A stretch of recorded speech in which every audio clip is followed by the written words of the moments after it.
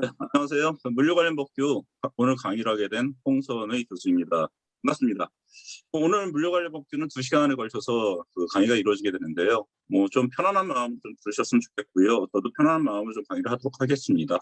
2시간 동안의 강의를 한다라고 하는 것이 물류 관련 법규 7가지 법규를 갖다가 다 다루기는 너무 어려울 것 같고요. 그래서 흔히들 우리가 물류 관련 법규, 물류관리사 시험 준비를 할 때 물류 관련 법규를 갖다가 보통은 이제 그 기출 문제를 갖다 통해서 많이 공부를 하거든요. 그래서 오늘 저도 그런 방식으로 좀 해볼까 싶습니다. 우리가 좀 살펴보면요. 먼저 그 목차를 보면은 일단 물류 관련 법규에 대한 개판에 대해서 공부를 해보도록 할게요. 간단하게나마 물류 관련 법규들이 어떻게 구성되어져 있나, 그리고 물류 관련 법규의 출제 비중이나 난이도, 우리 한 7가지 법규가 있으니까 이 각각의 법규들에 대한 출제 비중 그리고 난이도도 좀 살펴보도록 하고요. 그리고 키워드도 한번 살펴보도록 할게요. 그리고 각 그 법률에 따른 그러한 그 시스템이라 그럴까요? 체계를 갖다가 좀 살펴보도록 하고, 그리고 나서 전년도, 그러니까 2020년도 24회 기출 문제를 갖다 좀 풀어보면서 내용들 갖다 한번 살펴보도록 하겠습니다. 자, 먼저 그 물류 관련 법규 구성을 보면요. 물류정책기본법, 그리고 물류시설의 개발 및 운영에 관한 법률, 유통산업발전법, 그리고 화물자동차운수사업법, 철도사업법, 그리고 항만운송사업법, 농수산물 유통 및 가격 안정에 관한 법률, 이렇게 한 7가지 법률이 있거든요. 사실 물류관리사의 시험에서 가장 많은 그런 과락을 내는 과목이 바로 이 물류 관련 법규 부분이죠.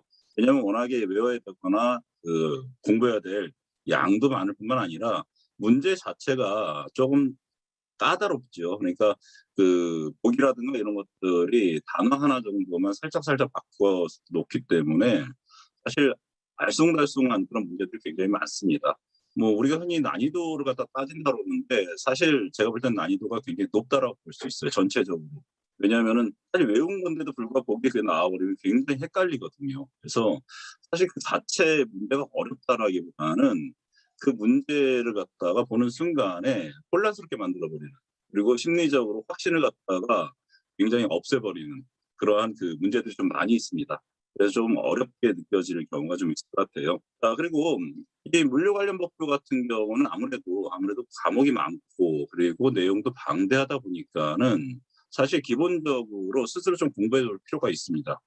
스스로 공부를 하는데, 공부를 갖다가 우리가 이제 보통 일반적으로 교재를 갖다 많이 보는 경향이 있는데, 제가 하나 추천하고 싶은 것은 일단 그 법령정보센터라든가 이런 곳에 가셔서 전체를 갖다가 한번 좀 다운로드 받으셔서 좀 쭉 한번 읽어보시는 것도 참 좋을 것 같다는 생각이 들어요. 왜냐하면 법률 자체에 대한 기본적인 체계를 갖다 이해하고서 그다음 내용으로 들어가는 것이 훨씬 여러분들에게 도움이 될 거다라고 생각하기 때문에 그런 것이죠. 물류 관련 법규는요, 이렇게 한 7가지의 법률들로 구성되어져 있는데요.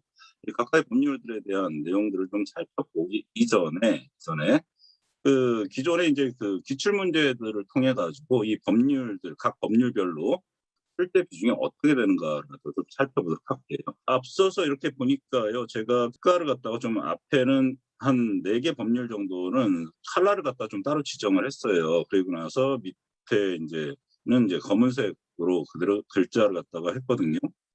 이제 물류정책기본법하고 물류시설의 개발 및 운영에 관한 법률, 그리고 유통산업발전법, 화물자동차운수법, 이 파트가 사실 그 문제가 제일 가장 많이 출제되어지는 파트다라고 볼 수 있을 것 같아요. 그중에서 화물 자동차 운수사업법 같은 경우는 40문제 중에서 보통 10문제씩 쭉 보면 10문제씩 이렇게 출제가 되어지고 있어서 4분의 1, 25%의 출제 비중을 보여주고 있거든요. 그래서 여러분들이 적어도 화물 자동차 운수사업법 정도는 아까 제가 말씀드린 대로 법령센터에 가서 법률을 좀 다운로드 받으셔 가지고 한번 전체를 읽어보시는 게 좋지 않을까라는 좀 생각이 듭니다.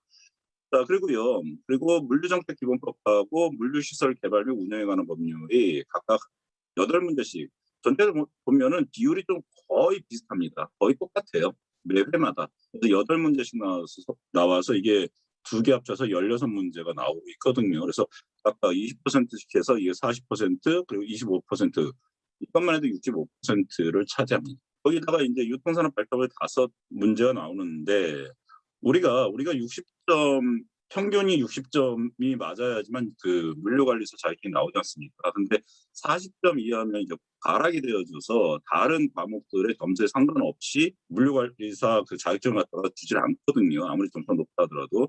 그렇기 때문에 일단 이 물류 관련 법규는 과락을 면하는 것이 1차적인 목표다라고 해야 될 것 같아요. 여기서 과락이 나서 떨어지는 학생들이 생각보다 굉장히 많더라고요. 그래서 좀 전략적으로 공부하실 때에 출제 비중들을 좀 살펴보면서 어디를 좀 더 많이 공부할 것인가에 대한 전략을 좀 수립해야 될 것 같다는 생각이 듭니다.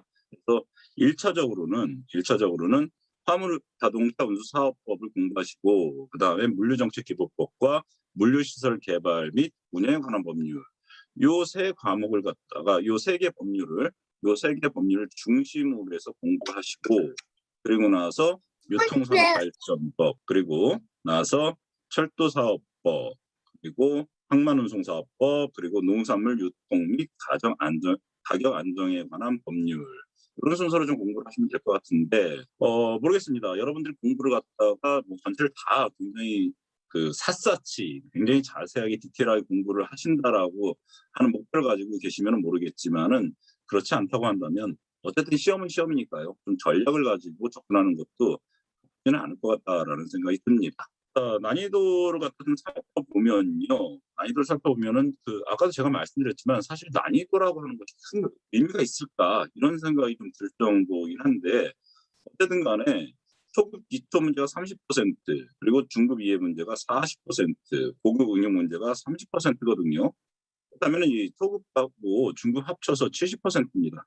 그래서 두 개 합쳐서 28문제가 나오고 있거든요. 28문제가 출제되어지고 있기 때문에 사실 굉장히 까다롭고 어려운 부분, 도저히 내가 이건 모르겠다 싶은 부분은 사실 안 외우고 그냥 넘겨버리는 것도 방법이라고 생각합니다. 그리고 사실 그 법은 외운다고 해서 시험 문제를 갖다 풀 때 보면은 여러분들이 답을 갖다 찾아내기 어려워요. 차라리 기출 문제를 굉장히 많이 풀어보면서 기출 문제에 나온 내용들을 갖다 토대로 해서 여러분들이 의미를 갖다 이해하는 것이 오히려 더 빠르지 않을까라는 생각이 듭니다. 어쨌든 초급과 그리고 중급이기 때문에 초급 같은 건 뭐겠어요. 가장 기본적인 개념들을 물어보는 거겠죠. 그래서 용어라든가 또는 정의라든가 용어에 대한 정의라든가 이런 것들에 대해서 물어보는 것이 굉장히 많을 것 같다는 생각이 듭니다. 그래서 이런 것들 좀 보통 법률을 보면요. 앞부분에 총책 부분에 그 용어에 대한 정의들이 나오거든요. 그래서 그 정의들에 대한 부분은 확실하게 좀 이해를 좀 하셔야 될 것 같고요. 외워두셔야 될 것 같아요. 두 번째 중급 부분 같은 경우는 그 아무래도 그 연수, 일 뭐 이런 것들이 있죠. 몇 년 이내에 한다, 3년 이나 2년 이나 뭐 이런 것들 있지 않습니까? 이런 것들이 사실 그 자체는 어렵지 않은데 헷갈립니다. 2년인지 3년인지 뭐 6개월인지 뭐 이런 식으로 좀 헷갈리단 말이에요. 그래서 그 부분을 갖다 따로 좀 정리를 하셔서 각 법률별로 정리를 하셔 가지고 그 내용들을 갖다가 한번 전체를 갖다가 여러분들이 숙지를 해 주시면 좀 쉬울 것 같다라는 생각이 들고요. 그리고 또 하나는 중국 부분에서 또 하나는 승인인지 인가인지 허가인지 신고인지 이런 부분들이 있거든요. 이것도 사실 그 지나치기 되게 쉬워요. 그냥 쓱 눈을 읽다가 신고, 뭐 승인, 뭐 인가, 뭐 이 허가 이런 식으로 쓱 지나치기 쉬운데 이게 막상 문제 나와 버리면 이게 인가였던가 승인이었던가 허가였던가 막 굉장히 많이 헷갈리고 갑자기 자신감이 확 떨어지는 경향이 있거든요. 그래서 여기서 역시 여러분들이 인가인지 허가인지 승인인지 이런 부분을 갖다가 좀 여러분들이 나름대로 정리를 해 두실 필요가 있지 않을까라고 생각이 듭니다. 또 여기까지 중급이 되어질 것 같고요. 또 하나는 그 부분에서 하나는 여러분들 그 벌금 같은 거라든가 아니면 과태료 이런 게 있거든요. 그래서 벌금형인지 과태료인지 이것도 되게 헷갈립니다. 벌금 같은 경우 얼마 또는 과태료 얼마 이런 것들이 있는데 이게 벌금이었는지 과태료였는지 또는 벌금만 있는 건지 아니면 금고 또는 뭐 벌금 이런 식으로 두 가지 중에 양자택일이 되어지는 것인지 이런 것들이 굉장히 헷갈리거든요. 그래서 행정별적인 그 형법상에서 행정별적인 부분이라든가 아니면은 과태료라든가 아니면 벌금 같은 그러한 일종의 행정적인 부분을 갖다가 행정적으로 미숙하거나 위반되어진 것을 갖다가 금전적으로 보충하거나 또는 상쇄시키는 것들이 어떤 것들이 있는가도 한번 정리해 두실 필요가 있을 것 같아요. 그래서 제가 여러분들 말씀드리고 싶은 것은 이 두 가지 파트에서는 기본적으로 첫 번째 용어에 대한 정의를 갖다가 정확히 하시라. 용어에 대한 정의를 정확히. 그리고 두 번째는 연수라든가 년이라든가 뭐 개월, 일 같은 기간 같은 것들이 나오죠. 이 기간에 대한 내용들을 갖다가 여러분들 정리를 해 두시라. 그리고 세 번째는 여기에다 플러스시켜 가지고 그 과태료인지 아니면은 벌금형인지 이런 부분들에 대해서 한번 여러분들이 정리를 해 놓으시라. 이런 것들이 은근히 굉장히 헷갈릴 뿐만 아니라 자신감을 굉장히 떨어뜨리게 만드는 것들이거든요. 요 정도는 여러분 좀 기억을 하시면은 아마 좋을 거다. 그래서 초급이나 기초 문제에서는 이 정도만 하셔도 웬만큼 점수를 좀 따지 않을까라고 생각이 듭니다. 그리고 나머지는 이제 의미에 대한 것들이거든요. 그 법에 대한 의미를 갖다가 이해를 하시게 되면 법에 대한 의미를 이해하시게 되면 읽어 보다 보면은 이해를 하실 수 있어요. 알 수 있는 것들이 많아요. 이 때문에 너무 모국 응용 문제를 갖다 막 풀려고 애쓰지 마시고 소급 문제하고 등급 문제 이 두 군데에서 높은 점수를 갖다가 받아보겠다라고 한번 전략을 짜셔서 공부를 해 보시는 것도 좋을 것 같아요. 자 그러면서 인제 각 법규에 대해서 한번 그 키워드를 갖다가 좀 살펴보도록 하죠. 물류정책기본법 같은 경우는요. 법의 제정 목적 및 일반 그리고 물류정책의 종합 조정, 물류체계 효율화, 그리고 물류의 경쟁력 강화 및 국제화거든요. 자, 요것만 봐도 우리가 이제 성격을 알 수가 있어요. 근데 우리가 공부하는 이 물류 관련 법들은 이거 하나같이 경제법이에요, 경제. 경제와 관련되어진 경제법들이거든요. 그래서 경제법들 같은 경우는 하나같이 어떤 목표가 갖고 있냐면 국민 경제를 갖다 건전하게 발전시키고 이바지할 것을 갖다가 목적으로 다 만들어진 법률들이에요. 따라서 이런 법의 제정 목적이라든가 이런 것들은 다 뻔합니다. 다만 여기서 중요한 것은 이 법에서 얘기하는 용어에 대한 정의가 굉장히 중요해요. 그리고 이러한 법이 이 물류라고 하는 물류정책 기본법도 마찬가지고 다른 것도 마찬가지인데 이 법에서 정의하는 다루고자 하는 법의 범위가 있어요. 이 범위도 여러분들이 좀 확실히 파악을 해 두실 필요가 있고요. 그래서 통금 및 과징금 이런 것들 이제 요건 좀 헷갈리는 부분이죠. 그래서 이런 것들은 꼭 물류정책 기본법뿐만이 아니라 아까 봤었던 물류시설의 개발 및 운영에 관한 법률이라든가 유통산업발전법 또는 화물자동사업법 마찬가지예요. 이 부분은 다 공통으로 들어가는 부분이다라고 생각하면서 여러분들이 법을 갖다 좀 보시면 될 것 같고요. 그다음에 그 물류정책의 종합 아무래도 물류정책 기본법이니까요. 물류정책 기본법이니까 어떻겠어요. 아무래도 전체적인 부분을 갖다 다루겠다라는 생각이 좀 들겠죠.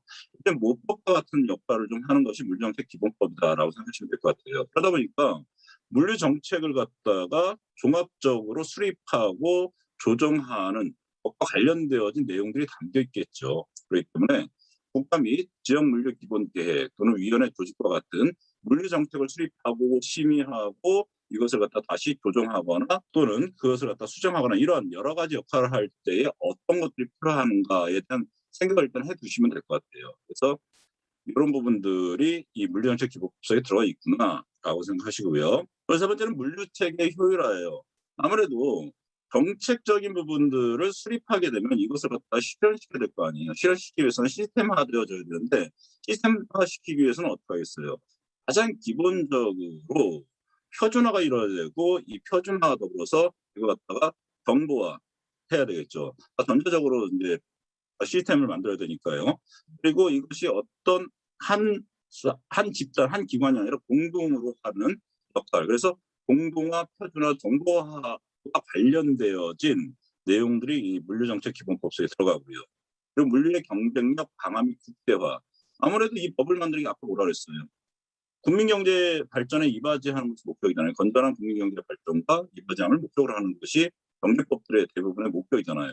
그렇다면은 이 물류라고 하는 수단을 통해서 물류산업이라고 하는 수단을 통해서 이 물류산업을 발전시켜서 경쟁력 있게 발전시켜서 국민 경제를 갖다 발전시켜야겠다라는 거잖아요. 그래서 경쟁력 강화와 국제화는 너무나 당연하게 들어가죠. 특히 물류 같은 경우는 국내 물류뿐만 아니라 국제 물류까지 다 아우르게 돼버리죠. 특히 항만이라든가 뭐 이런 것들은.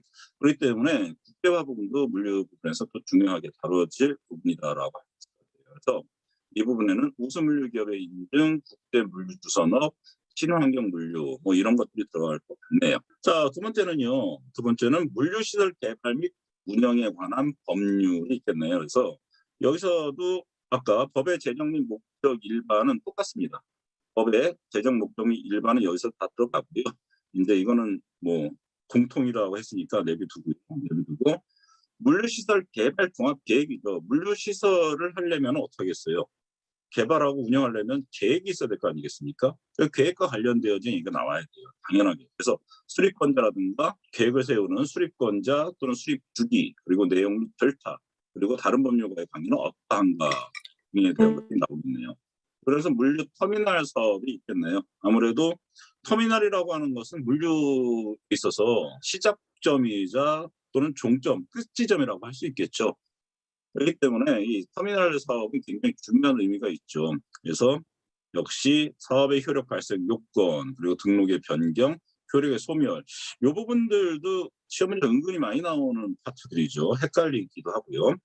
자, 그다음에 물류 단지의 개발, 그래서 물류 단지 시설, 그리고 단지 지정 및 해제와 관련된 거, 요 까다롭습니다. 요런 부분들이 이제 까다로워요. 그리고 개발 비용 이런 것들이 요 파트에 들어가고요. 그리고 물류 창구법이 들어가죠. 그래서 등록제, 그리고 우수 물류 창구법의 인증 이런 것들이 들어가는데, 지금 여러분들이 말씀드린 것들은 각 법에 있어서 키워드들이에요. 이런 부분들이 내용으로 핵심을 갖다가 잡으셔서 여기를 갖다 뼈대로 해서 하나씩 하나씩 살을 붙여 나가면서 전체를 갖다 이해를 하셔야 된다라는 의미로서 이제 말씀드리고 있어요. 그리고 나서 인제 유통산업발전법을 보면요. 유통산업발전법에서 아까 제가 말씀드렸듯이 법에 총칙 같은 것들이 있잖아요. 법의 목표라든가 용어 정의, 그리고 물류산업의 그 유통산업의 범위 뭐 이런 것들이 쭉 나올 거예요. 그래서 그거는 뭐 기본적으로 갖고 들어가시고요.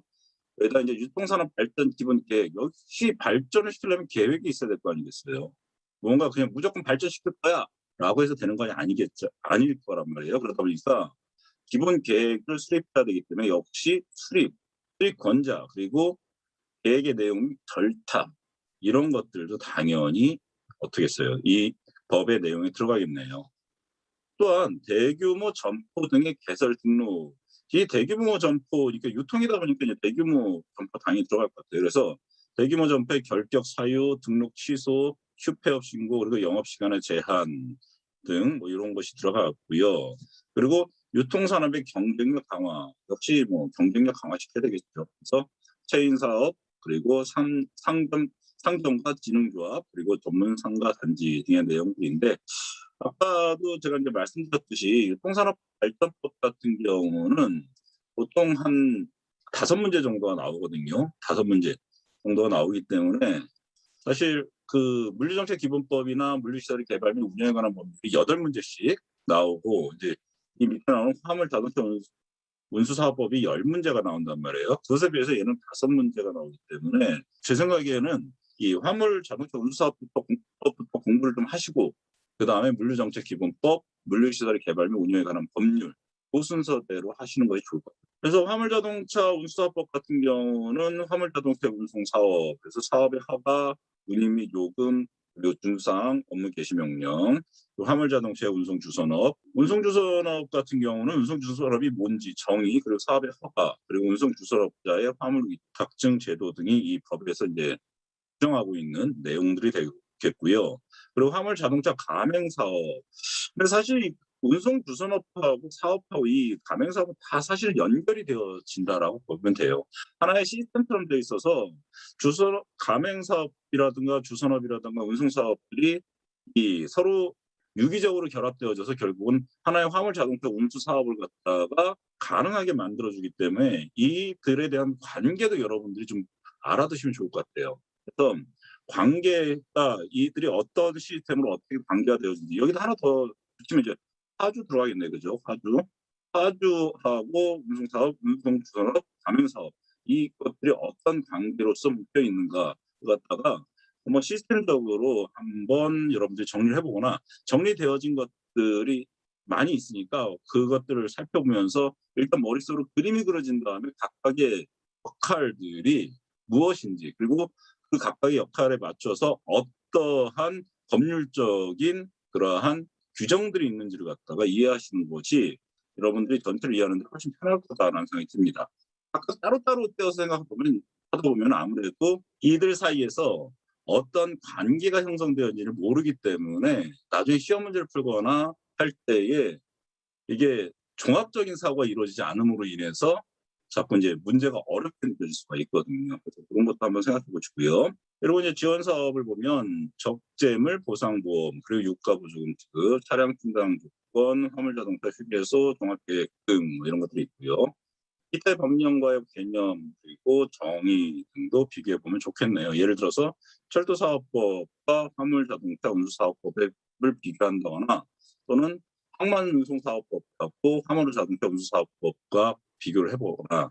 왜냐면 이게 다 이제 수단이거든요. 수단. 그래서 선박이라든가 아니면은 철도 또는 도로교통, 도로운송, 철도운송, 그리고 해상운송, 이런 운송 수단과 관련되어진 내용이기 때문에 한번 같이 비교해 보시면서 공부해 보시는 것도 좀 나쁘지 않다고 생각해요. 자, 이렇게 하면 이제 우리가 가장 중요하다고 생각하는 4가지 법률에 대해서 이제 키워드를 살펴봤어요. 사실 철도사업법하고 항만운송사업법, 그리고 농산물 및 가격 안정 관한 법률, 요 3개 법률에 대해서 키워드는 따로 준비를 하지 않았어요. 워낙에 문제 비중이 작기 때문에 이거 3개 법률을 합쳐도 10문제가 안 돼요. 한 9문제 정도밖에 안 돼요. 그래서 3분의 1 정도밖에 안 돼요. 그래서 그것은 여러분들이 좀 공부하지 마시라는 얘기는 절대 아니고요. 공부를 하시는데 좀 뒤쪽으로 빼서 좀 공부를 하시는 것이 일반적으로 좋지 않을까 하는 거죠. 그다음에 보면 이제 법률 체계를 한번 살펴보도록 할게요. 이것도 역시 4개 중요하다고 생각하는 4개 법률만을 가지고서 체계를 좀 살펴보도록 할게요. 먼저 유통산업발전법은 총 6개의 챕터로 구성되어 있는데, 첫 번째가 총칙, 두 번째 물류정책 종합조정, 그리고 물류체계 효율화, 그리고 물류산업의 경쟁력 강화, 그리고 물류의 선진화 및 국제화. 우리 아까 키워드 해보면 그 내용 그대로죠. 부츠가 벌칙은 과징 과태료, 청문 관한 이 정도로 살펴보고요. 총칙 같은 경우는 용의 목적 및 이념, 용의 정의, 그래서 물류나 물류 사업의 종류, 물류 체계, 국제 물류 주선업, 그리고 택무 및 다른 법률과의 관계, 이런 것들이 총칙 속에 들어가 있고요. 그리고 물류정책 종합 조정에서는 국가 물류 기본계획, 지역 물류 기본계획, 물류정책 심의위원회, 이 3가지 꼭 보셔야 될 것 같아요. 그죠? 중요할 것 같아요. 꼭 보셔야 될 것 같죠? 아까도 이거 꼭 보셔야 된다고 했어요. 이거는 아무래도 가장 기초적인 그러한 문제를 내기 좋은 그런 파트이기 때문에요. 이 국가 물류 기본계획과 지역 물류 기본계획, 특히 이 2가지가 이제 비교가 되어질 가능성이 높죠. 국가 물류 기본계획과 지역 물류 기본계획이 어떠한 차이가 있는지에 대한 차이점들 갖다 여러분들이 명확하게 좀 이해를 좀 하셔야 될 것 같고요. 그리고 물류시설 쪽으로 들어가게 되면요. 물류시설 쪽으로 들어가게 되고, 이제 효율화해서요. 물류시설을 어떻게 효율화시킬 것인가? 그러기 위해서 물류를 공동화하고 자동화시키는 것이 필요하다. 그래서 표준화시킬 때에는 이런 식으로 보급 촉진 우대 조치, 그리고 물류 회계의 표준화, 그리고 물이 필요하고요. 표준화는 물리 표준화고요. 그리고 물류 회계 표준화, 이 2가지를 갖다가 토대로 살펴보셔야 될 것 같고, 정부화에서는 단위 물류 정보망, 그리고 국가 물류 통합 데이터베이스, 운영자 지정 업무, 전자문서 및 물류 정보 보안, 금지 행위, 보관 기간, 그리고 보안의 예적 공개 사유, 이런 것들을 갖다가 이제 보시면 될 것 같아요. 더불어서 오염물질 안전관리 센터에 대해서 설치 및 운영은 어떻게 되는가. 물류산업의 경쟁력 강화에서는 제3자 물류, 그리고 우수 물류 기업의 인증, 국제물류산업 물류관리사 제도, 그리고 물류의 선진화 국제화에서는 아까도 말씀드렸듯이 친환경 물류, 그리고 국제물류의 촉진 및 지원, 공동유치 활동, 이런 것들이 좀 들어갈 것 같습니다. 자, 사실 법이라고 하는 것이 되게 지겹죠. 어떻게 보면 되게 따분하고 지루하고, 그리고 무언가 그 말이 그 말인 것 같기도 하고 헷갈리기도 하죠. 그런데 법은 그 하나하나가 굉장히 어떻게 보면 정교합니다. 굉장히 정교하고, 그리고 굉장히 논리적이에요. 그래서 여러분들이 그 법에 대한 논리만 명확하게 이해를 하시고, 그리고 그 논리에서 벗어나는 내용, 그 논리가 좀 이상한 내용이 독이라든가 문제에 나온다는 거 다 틀린 거예요. 특히 법 같은 경우는 여러분들의 이 법을 계속 보시다 보면은 느낌이 옵니다. 감이 옵니다. 이건 뭔가 그 법의 목적이라든가 그 논리에 위배되어져, 이런 것들은 다 틀렸다고 봐도 상관이 없어요. 근데 그 정도 감을 갖기까지는 좀 시간이 오래 걸리죠. 그러다 보니까 많이 읽어보는 수밖에 없는데, 다시 한번 또 강조하는데 기출문제를 많이 푸셔야 돼요. 이 다른 과목들은 모르겠지만 적어도 이 물류 관련 법규는 정말로 기출문제 중심으로 공부하시는 것이 가장 효과적이다라고 저는 생각을 해요. 기출문제를 한 5개년이든 7개년이든 가져다가 계속 풀어보세요. 계속 풀어본 내용을 갖다 숙지하시면은 여러분들 굉장히 도움이 되실 거예요. 자, 두 번째는 이제 물류시설의 개발 및 운영에 관한 법률인데요. 이것도 역시 뭐 총칙에는 목적 및 이념, 정의 뭐 이런 것들이 나올 터이고요. 또 물류시설 개발 종합계획에서는 이런 내용들, 물류시설 개발 종합계획, 계획에 포함된 사항, 계획의 수립, 그리고 물류 터미널 사업에서는 터미널 공사, 그리고 복합 물류 터미널 사업, 요것도 이제 좀 많이 출제되어지는 경향이 있죠. 복합 물류와 관련되어진. 그리고 사업의 승계 및 사업 실패, 그리고 물류 단지 개발 및 운영에서는 일반 물류 시설, 일반 물류 단지 시설과 그리고 지원 시설의 구분, 실수요 검증, 일반 물류 단지 지정 해제, 그리고 일반 물류 단지 개발 사업, 그리고 물류 단지 개발 비용, 뭐 이런 내용들, 물류 단지 관리, 그리고 지정 승인 인가 취소, 이런 것들이 있고요.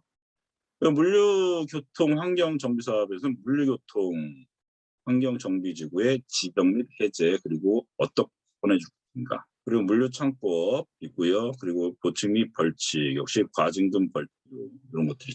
유통산업발전법은 아마도 사실 여러분들이 유통관리사 공부를 하셨거나 이러면은 이 부분은 사실 쉽게 넘어갈 수 있고 뭐 어렵지 않게 느껴질 수 있을 거라고 생각이 드는데요. 뭐 총칙의 내용들 당연히 이런 거 들어가고요.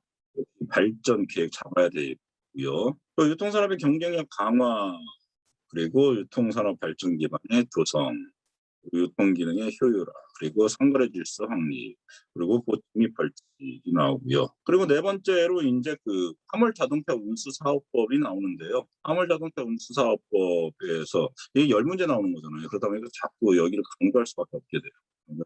그런데 용어의 목적, 그리고 용어의 정의 나오게 되죠. 또 외워두셔야 되고요. 그리고 화물자동차 운수사업에서 자동차 및 화물의 분류, 사업 내용, 허가 기준, 권리 의무 승계, 허가 취소, 이런 거 되게 헷갈리죠. 되게 헷갈리니까 이런 거 한번 법률별로 딱 정리를 좀 해두실 필요 있어요. 그리고 뭐 운임 및 요금, 운송약관, 손해배상 책임 규정, 뭐 이런 거 읽어보시고요. 그다음에 화물 자동차 운송 주선 사업. 자, 주선 사업이라고 하는 것들, 운송 주선업이라고 하는 개념을 좀 명확히 좀 아셔야 될 것 같아요.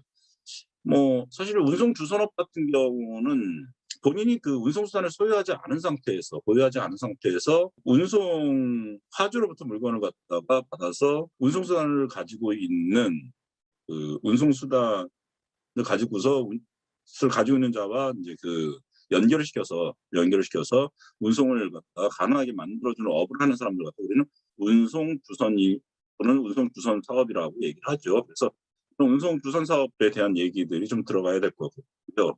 아까도 말씀드렸지만 가맹사업하고 주선사업, 그리고 운송사업 다 연결이 되어져야 된다고 제가 말씀드렸어요. 하주까지 더 들어가면 더 좋은데, 어쨌든 하주는 뭐 옆에 이제 물건의 물건 주인이니까 물건이 있다 치고 이 사이에서 운송사업과 운송주선사업, 그리고 가맹사업이 어떠한 롤을 가지고 어떻게 역할하고 있는지 한번 이해를 하시면 좋을 것 같고요. 그다음에 적재물 배상 보험, 그리고 경영합리화 사업자 단체, 그리고 사업용 화물 자동차의 사용 및 벌칙, 뭐 이런 것들로 구성이 되어져 있죠. 재미없는 얘기들을 쭉 했고 비슷한 얘기들이 계속 나열되다 보니까 많이 지루하게 느껴질 수도 있을 것 같아요.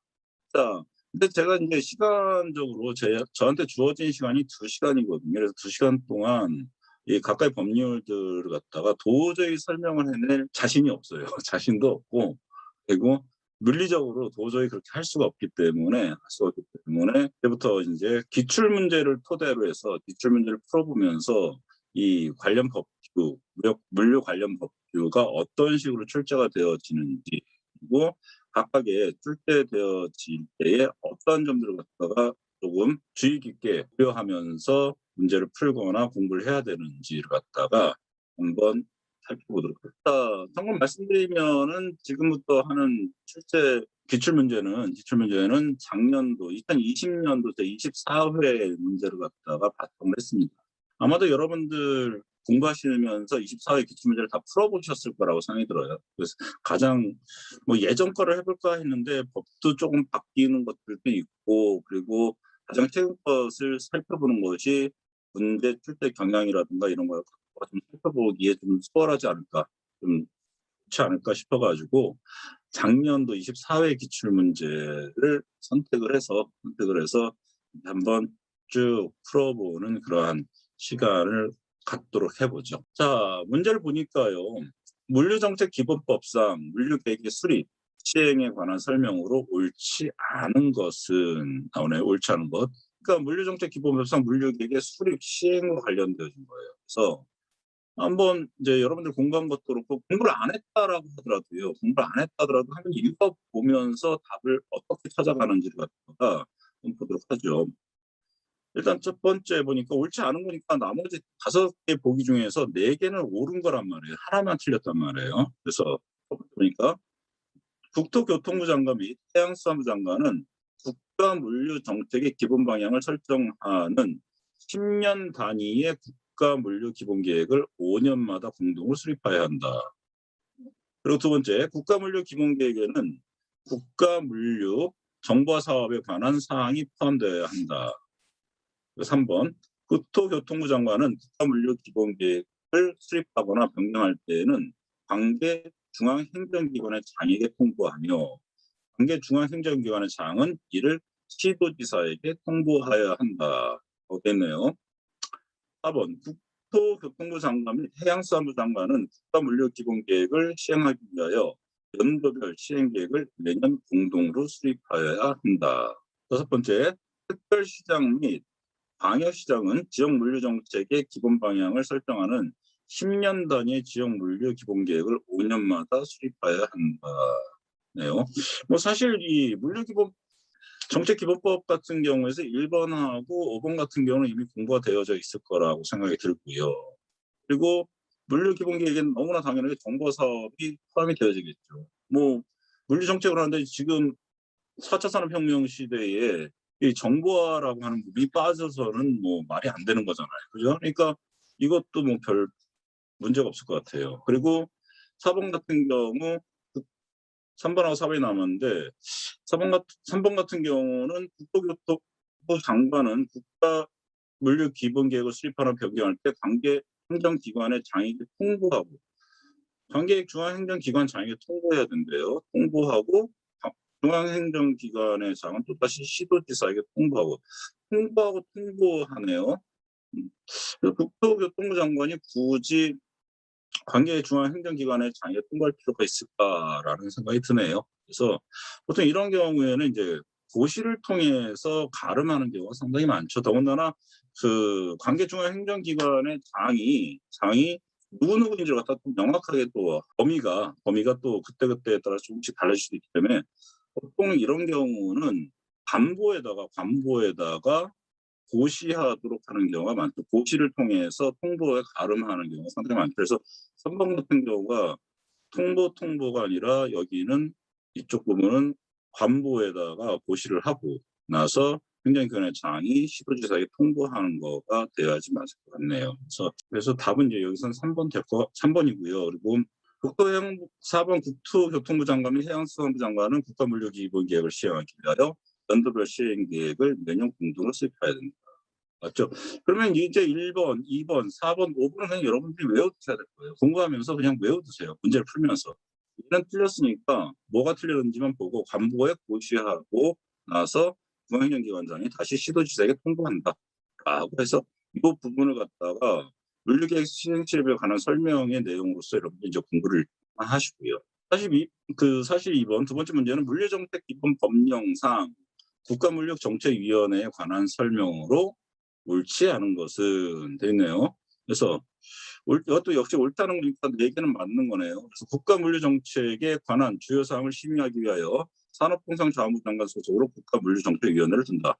자, 근데 우리가 이제 볼 때 물류정책기본법의 주무부처가 어딘가를 갖다 생각해 봐야 되겠죠. 주무부처는 어디겠어요? 기본적으로 국토교통부가 되겠죠. 그죠? 근데 국토교통부가 될 터인데 갑자기 뜬금없이 산업자원부 장관이 나왔어요. 이상하죠. 더군다나 정책을 갖다가 심의하기 위해서 가장 핵심적인 내용을 갖다 다루는데 주무부처가 아닌 다른 부처의 장관 소속으로 국가물류정책위원회를 둔다? 조금 이상하네요. 나머지 보죠. 국가물류정책위원회는 위원장을 포함해 23명의 위원을 구성한다. 이건 그냥 외워둬야겠네요. 23명이지 몇 명이지. 모르면 그냥 모르는 거죠. 공무원이 아닌 국가물류정책위원회 임기는 2년으로 하되 연임할 수 있다. 이것도 그냥 외워야 되는 거예요. 그죠? 4번 국가물류정책위원회는 업무를 효율적으로 추진하기 위하여 분과위원회를 둘 수 있다. 그렇겠네요. 분과위원회는 뭐 많이 두고 있으니까. 그리고 국가물류정책위원회 전문위원회 임기는 3년 이내로 하되 연임할 수 있다. 자, 2번, 3번, 4번, 5번 다 23명, 2년, 그리고 3년 뭐 이런 내용들이 들어가서 외워두지 않으면 정리해두지 않으면 도저히 알 수 없는 내용이에요. 틀릴 수밖에 없는 거예요. 이게 20명인지 25명인지 내가 어떻게 합니까? 안 보면은. 위원장을 포함해서 위원을 줄 수는 있는데 이게 몇 명인지 어떻게 알아요? 이 임기가 2년인지 3년인지 1년인지 어쩔 수 없습니다. 이건 그냥 정리해서 외워두는 수밖에 없는데 이 문제 같은 경우는 사실 2번, 3번, 4번, 5번을 몰라도 1번이 너무나 확실하게 이상하죠. 너무나 확실하게 이상하죠. 이상하니까 그냥 몰라도 답을 갖다 1번으로 저 같으면 1번으로 그냥 찍겠어요. 자, 결국 뭐냐면 이 법을 물류정책기본법이라고 하는 이 법의 주무부처가 누군지만 알면 사실 이 부분을 그냥 맞출 수 있었을 거예요. 그래서 여러분들도 아마 이 문제 정도는 요걸 갖다가 몰라도 주지 않았을까라고 저는 생각을 합니다. 자, 세 번째는 물류정책기본법상 국제물류주선업에 관한 설명으로 옳은 것은. 자, 이제 물류주선업이네요. 그죠? 주선업, 물류주선업에 대한 내용이네요. 그래서 국제물류주선업을 경영하려는 자는 국토교통부령으로 정하는 바에 따라 시도지사에게 등록하여야 한다. 모르겠네요. 자, 두 번째, 국제물류주선업 등록을 하려는 자는 2억 원 이상의 자본금, 법인이 아닌 경우에는 4억 원 이상의 자산 평가액을 말한다. 뭐, 그러다 2억 원 이상의 자본금을 보유해야 한다라고 하네요. 이것도 외워야만 되는 건데요. 그죠? 이게 4억인지 얼마인지도 이것도 모르겠고. 3번, 거짓이나 그 밖에 부정한 방법으로 등록을 한 경우에는 국제물류주선업 등록을 취소하거나 6개월 이내의 기간을 정하여 사업의 전부 또는 일부의 정지를 명할 수 있다. 요건 조금 알 것 같아요. 왜냐면 거짓이나 그 밖에 부정한 방법으로 등록을 했거든요. 이거는 뭐예요? 범죄행위예요, 범죄행위. 어떻게 보면 사기죠. 그렇다면은 이거는 원천적으로 뭘 해야 돼요? 무효화시켜 버려야 되겠죠. 원천적으로 무효화시켜 버려야 되는데 여기서 보니까는 6개월 이내의 기간을 정하여 사업의 전부 또는 일부의 정지를 명할 수 있다? 뭐 이런 게 일부가 어디 있어. 전체가 다 틀려먹은 건데 잘못된 건데 이거는 그냥 봐도 이거는 그냥 다 등록을 취소한다로 해야지 맞을 것 같아요. 취소를 한다. 그래서 제가 볼 때 이거는 그냥 몰라. 틀렸어. 이건 옳은 얘기가 아니야. 잘못된 얘기다라고 그냥 해버렸어요. 그리고 4번 국제물류주선업자가 사망한 때 상속인에게 국제물류주선업의 등록에 따른 권리, 의무가 승계되지 않는다. 이것도 조금 헷갈려요. 왜 승계가 안 될까라는 생각이 들어요. 승계될 것 같은데 사업인데 그렇지 않겠어요? 그리고 5번째 국제물류주선업의 등록에 따른 권리, 의무를 승계하려는 자는 국토교통부 장관의 허가를 얻어야 된다. 권리 승계 요거랑 이제 연결이 되어지는 문제예요. 여기서는 권리 의무가 승계되지 않는다 그랬고 여기는 또 승계하려는 자는 국토교통부 장관 허가를 얻어야 되는데 뭐 이건 좀 상식적으로 생각하면 될 것 같아요. 상속받는데 무슨 뭐 허가까지 받아야 돼? 라는 생각이 좀 들어요. 승계하는데. 그래서 그냥 요 두 개는 뭔가 이상해라고 생각해요. 요것도 좀 뭔가 이상해. 그래서 요 세 개는 그냥 옳은 것을 고르니까 옳지 않은 것들이에요. 라고 생각이 들었어요. 그래서 두 번째 보니까 2억은 이건 모르겠어요. 이건 외우지 않고는 도저히 모를 것 같아요. 근데 결론적으로 얘기하면은 국제물리주선업을 등록하는 자는 3억 원, 3억 원의 자본금이 있고 법인이 아닌 경우에는 자산평가액이 6억이 있어야 돼요. 6억 원. 네. 여기는 3억, 여기는 6억. 그래서 요것도 결론적으로 틀렸어요. 이건 모르면 모르는 거기 때문에 제가 그냥 말씀드리고요. 1번 같은 경우는 뭐 2번, 3번, 4번, 5번이 이상해서 아웃시켜 버렸으니까 답은 이것밖에 남을 게 없네요. 1번 될 것 같아요. 근데 문제는 뭐냐면 이게 실제 시험장에 가서 시험을 풀 때는 문제를 풀 때는 이렇게 여유가 없죠. 여유가 없이 굉장히 빨리 거의 한 1분 정도에 막 문제를 풀어야 되는 거죠. 더군다나 보기가 길고 이래 버리면은 읽다가 시간 다 보내요. 그래서 기출 문제를 계속 풀어오면서 속도를 높이는 방법밖에 없어요. 이상하다 싶으면 이거 이상해. 뭐 예를 들어서 딱 보면서 이거 모르겠어. 이상해. 모르겠어. 이상해. 해 놓고 나서 얘 둘 중에 놓고서 얘보다는 얘가 나을 것 같아. 이런 식으로 읽으면서 직관적으로 여러분들이 문제를 갖다 푸는 것이 좀 필요할 것 같아요. 이 직관이라고 하는 것이 사실은 연습을 통해서도 어느 정도 나오거든요. 내용을 갖다 정말 많이 알고 확실하게 소화시켰을 때 직관도 나오겠지만은 문제를 많이 풀다 보면 거의 신들린 듯이 찍는 데 잘 맞아요. 이럴 때가 있는데 그것은 이미 여러분들이 문제를 많이 풀어오는 과정 속에서 문제 유형이라든가 그 내용들이 어느 정도 숙지가 되었기 때문이거든요. 그래서 이 부분에 대해서도 여러분들이 조금 생각하시면서 문제를 좀 풀어보셔야 돼요. 자, 그다음에 이제 네 번째, 물류정책기법법상 물류 관련 협회에 관한 설명으로 옳은 것을 모두 고르시오. 그러니까 뭐 틀린 거 빼고 옳은 것만 고르면 되겠네요. 그러니까 물류 관련 협회를 설립하려는 경우에는 해당 협회 회원이 될 자격이 있는 기업 100개 이상이 발기인으로 정관을 작성하여 해당 협회 회원이 될 자격이 있는 기업 200개 이상이 참여한 창립총회의 의결을 거쳐야 한다. 있네요. 이것도 100개인지 200개인지 모르겠네요. 니은 물류 관련 협회는 설립 인가를 받아 설립 등기를 함으로써 설립한다. 이거는 뭐 몰라도 맞을 것 같아요. 뭐 당연한 얘기일 것 같아요. 물류 관련 협회를 통하여 이 법이 규정한 것 외에 민법의 재단법인에 관한 규정을 준용한다라고 됐네요. 재단법인? 또 헷갈리네. 자, 국토교통부 장관 및 해양수산부 장관은 물류 관련 협회의 발전을 위하여 필요한 경우에는 물류 관련 협회의 행정 재정적인 지원을 할 수 있다. 이건 뭐 당연히 될 것 같아요. 니은하고 리을은 맞는 것 같아요. 그럼 기업하고 디귿이 헷갈려요. 헷갈려. 근데 여러분이 이제 재단법인하고 사단법인에 대한 기본적인 상식만 있으면 이건 맞출 수 있어요. 왜냐하면 일단 결과론적으로 따졌을 때 물류 관련 협회는 사단법인에 관한 적용을 준용을 해야 돼요. 사단법인. 자, 그 이유가 뭐냐면요. 뭐 사단법인은 여러분 잘 알겠지만 사단법인 같은 경우는 우리가 흔히 얘기할 때 인적 조합이다라고 얘기를 하고요.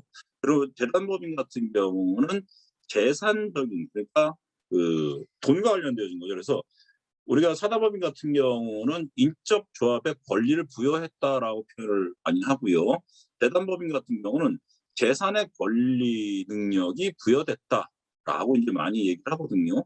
그런데 재단법인 같은 경우는 일정한 돈을 출연해야 돼요. 그 출연한 돈을 가지고서 사업이 영위되어지는 거거든요. 그리고 또한 이런 재단법인 같은 경우는 다 영리법인이 못 돼요. 다 비영리법인이에요. 근데 물류 관련 협회는 영리법인인지 비영리법인인지 여러분 헷갈릴 수 있는데 어쨌든 이익단체란 말이에요. 협회는 다 이익단체예요. 이익단체는 일정 정도 영리 활동을 합니다. 그럼 여기는 비영리 활동을 할 수가 없어요. 영리법인으로 가야 돼요. 그렇다면 재단법인은 영리 활동을 할 수 없기 때문에 이건 사단법인으로 갈 수밖에 없어요. 그렇기 때문에 여러분들이 재단법인과 사단법인에 대해서 어느 정도 기본적인 상식적인 내용을 알고 있다면 이것은 '아 이 재단법인 이것 때문에 틀렸구나.'라고 금방 아실 수 있을 기억 그렇다면 기억, 니은, 리을 요 3 개인데 그러니까 디귿자 들어간 거 다 빼버려요. 얘도 빼고 얘도 빼고. 그럼 2 번하고 4 번이거든요. 그러면 니은하고 리을인 2 번, 4 번 기억 인제 요번엔 찍어야죠 이거는 뭐 방법이 없죠. 찍으셔야죠. 2 번인지 4 번인지 얘를 모르니까 니은하고 리을은 확실히 맞는 것 같은데 그래도 뭐 확률이 확 줄었잖아요. 그 2 개니까 40%의 확률이네요. 그죠? 어 답은 여기서는 이제 기억은 맞는 거기 때문에 답은 4 번이 로 되어 있는데 요런 것들도 인제 외워야 되는 거죠. 외워야 수밖에 없는 거죠. 뭐 설명 이해를 하는 내용이 아니라 외우는 내용이죠. 자 그다음에 인제 물류정책기본법에 따른 행정 업무 및 조치에 관한 설명으로 옳지 않은 것은 돼 있네요. 이제 옳지 않은 것이네요. 옳지 않은 것. 그러면 3 개는 맞는다는 4 개는 맞는다는 얘기죠. 그래서 1 번 국토교통부 장관, 해양수산부 장관 및 산업통상부 장관의 업무 소관이 중복되는 경우에는 서로 협의하여 업무 소관을 조정한다.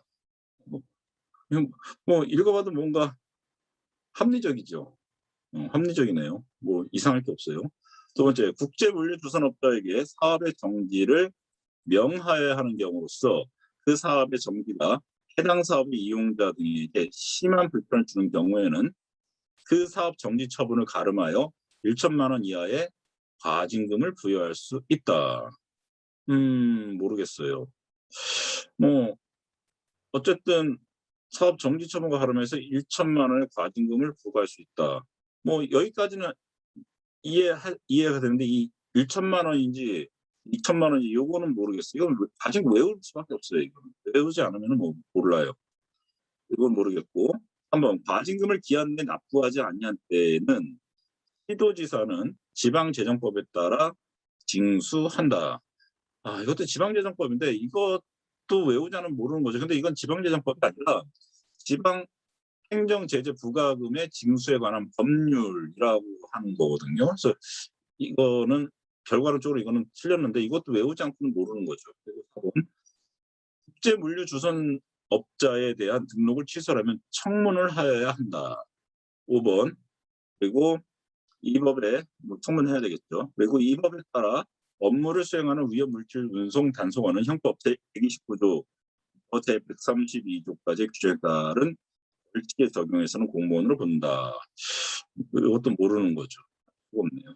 근데 뭐 적어도 옳지 않은 거니까 얘는 맞았고 얘는 맞았고 근데 2 번, 2 번하고 3 번하고 5 번 이 중에 인제 옳지 않은 것이 나와야 되는데 이 3 번이 제일 읽으면 좀 이상하죠.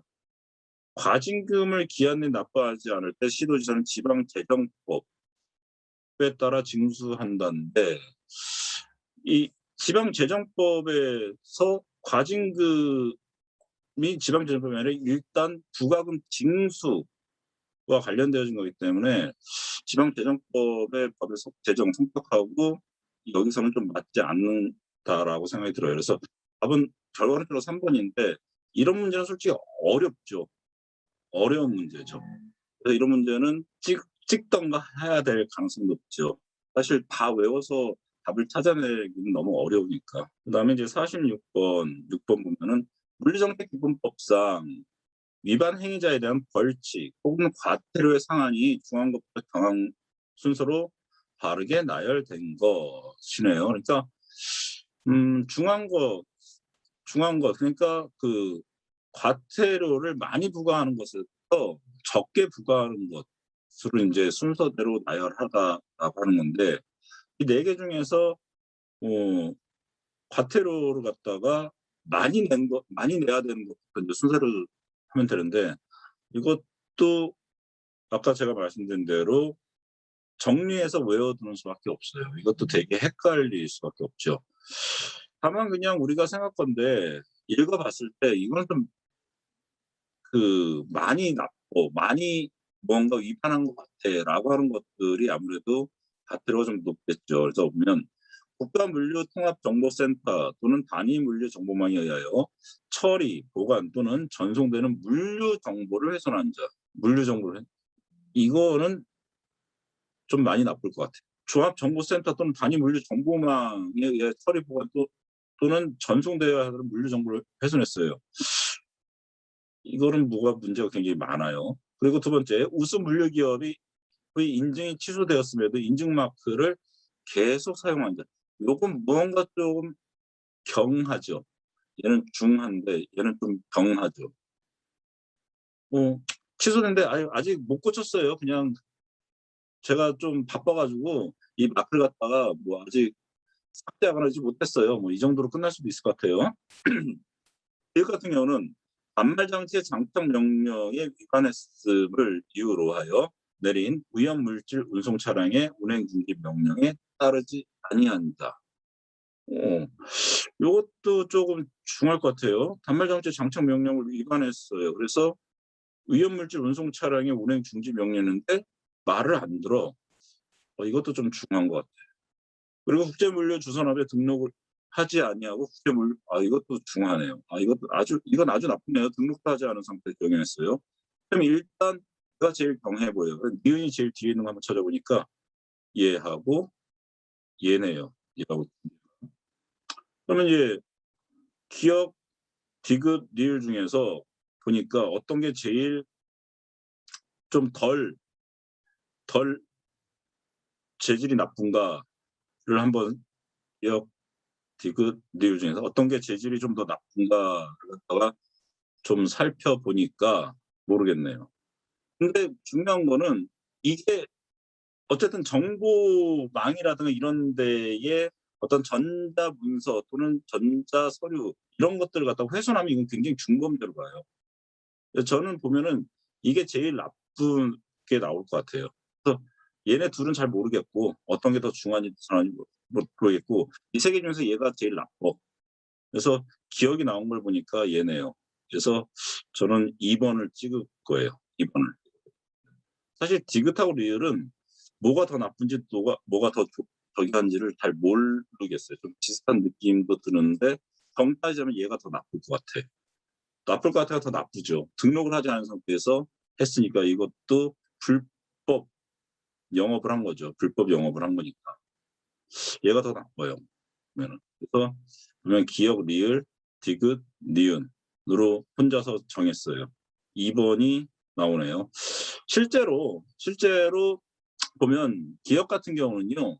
3년 이하의 징역 또는 3천만 원 이하의 벌금이에요. 얘는. 그리고 얘는 200만 원의 과태료. 그리고 디귿 같은 경우는 1천만 원 이하의 벌금. 그리고 얘는 1년 이하 징역 또는 1천만 원 이하의 벌금으로 되어 있어요. 그래서 얘 이렇게 순서로 1, 2, 3, 4 이런 순서로 이제 중한 것에서부터 경한 것까지 순서가 이어지는 이것도 외울 수밖에 없는 건데 우리가 이제 모른다라고 하는 상태에서 문제를 이제 풀어볼 때에 이제 그런 식으로 유추를 해 나갈 수 있다라고 하는 거죠. 자, 7번 같은 경우는 물류정책기본법상 물류체계 효율화에 관한 설명으로 옳지 않은 것은 자, 역시 옳지 않은 것을 고르는 거니까 나머지 다 맞는 거네요. 자, 1번 국토교통부 장관은 효율적인 물류 활동을 위하여 필요한 물류 시설 및 장비를 확충할 것을 물류기업에게 명할 수 있다. 요걸 한번 봐야겠네요. 그리고 두 번째, 해양수산부 장관은 효율적인 물류 활동을 위하여 필요한 물류 시설 및 장비 확충에 필요한 행정적, 재정적 지원을 할 수 있다. 이건 뭐 맞을 것 같아요. 자, 그리고 시도지사는 물류 공동화를 추진하는 물류기업이나 화주기업 또는 물류 관련 단체에 대하여 예산의 범위에서 필요한 자금을 지원할 수 있다. 이것도 맞을 것 같아요. 산업통상자원부 장관은 물류 공동화를 확산하기 위하여 필요한 경우에는 시범 지역을 지정하거나 시범 사업을 선정하여 운영할 수 있다. 뭐 그럴 수 있을 것 같아요. 시도지사는 물류 공동화 촉진을 위한 조치를 하려는 경우에는 중복을 방지하기 위하여 미리 해당 조치에 관련하여 국토교통부 장관, 해양수산부 장관 또는 산업통상부 장관과 협의하여야 한다. 이거는 확실하게 맞는 것 같네요. 그러면은 4번은 이제 옳은 거고, 얘네도 읽어봤을 때 옳은 것 같아요. 얘도 읽어봤을 때 옳은 것 같긴 한데 물류 기업에게 물류시설 및 장비를 확충할 것을 명한다고요? 그 기업이 어떤 상황인지 어떻게 한다고? 돈이 있는지 없는지, 상황이 어떤지. 명한다 이건 너무 강한 것 같아서 요거는 명한다가 아니라 권고할 수 있다가 되는 거죠. 그래서 얘가 이제 옳지 않은 건데 헷갈리죠. 명할 수 있다, 권고할 수 있다. 뭔가 그게 그거 같은데 말이죠. 그게 그거 같은데 어쨌든 1번이 원래 이제 이나 법에서는 민간 기업에게 범법 행위를 제외하고 범법적인 위법적인 행위를 하는 것에 대해서는 제외하고 나머지는 명한다라는 말을 안 써요. 다 권하거나 권장하거나 장려하거나 이런 식이 되는 거죠. 그리고 2번, 3번, 4번은 다 이제 물류 체계 효율화를 위한 다 장려책이에요. 장려책들이기 때문에 별로 큰 문제가 안 되고요. 5번은 뭐 너무나 당연한 게 협의해야 되겠죠. 관련되어진 장관들끼리 협의해서 조정을 할 필요가 있으니까 이것도 맞고. 일반 강력 명할 수 있다? 이런 식으로 명령한다? 요거는 좀 아닌 것 같아요. 우리가 이제 할 때 민이라고는 안 하죠. 순서가. 민관이죠. 민관. 민이 항상 앞에 오는 거죠. 민이 항상 그렇기 때문에 관이 민을 갖다가 명령하거나 강제하는 것은 위법적인 거나 또는 공공 질서를 갖다가 저해하거나 문제를 일으킬 수 있다라고 판단되었을 때를 제외하고는 명령을 내리질 않아요. 명령을 내릴 수가 없어요. 그래서 1번 같은 경우가 이제 옳지 않은 것이다 볼 수 있을 것 같아요.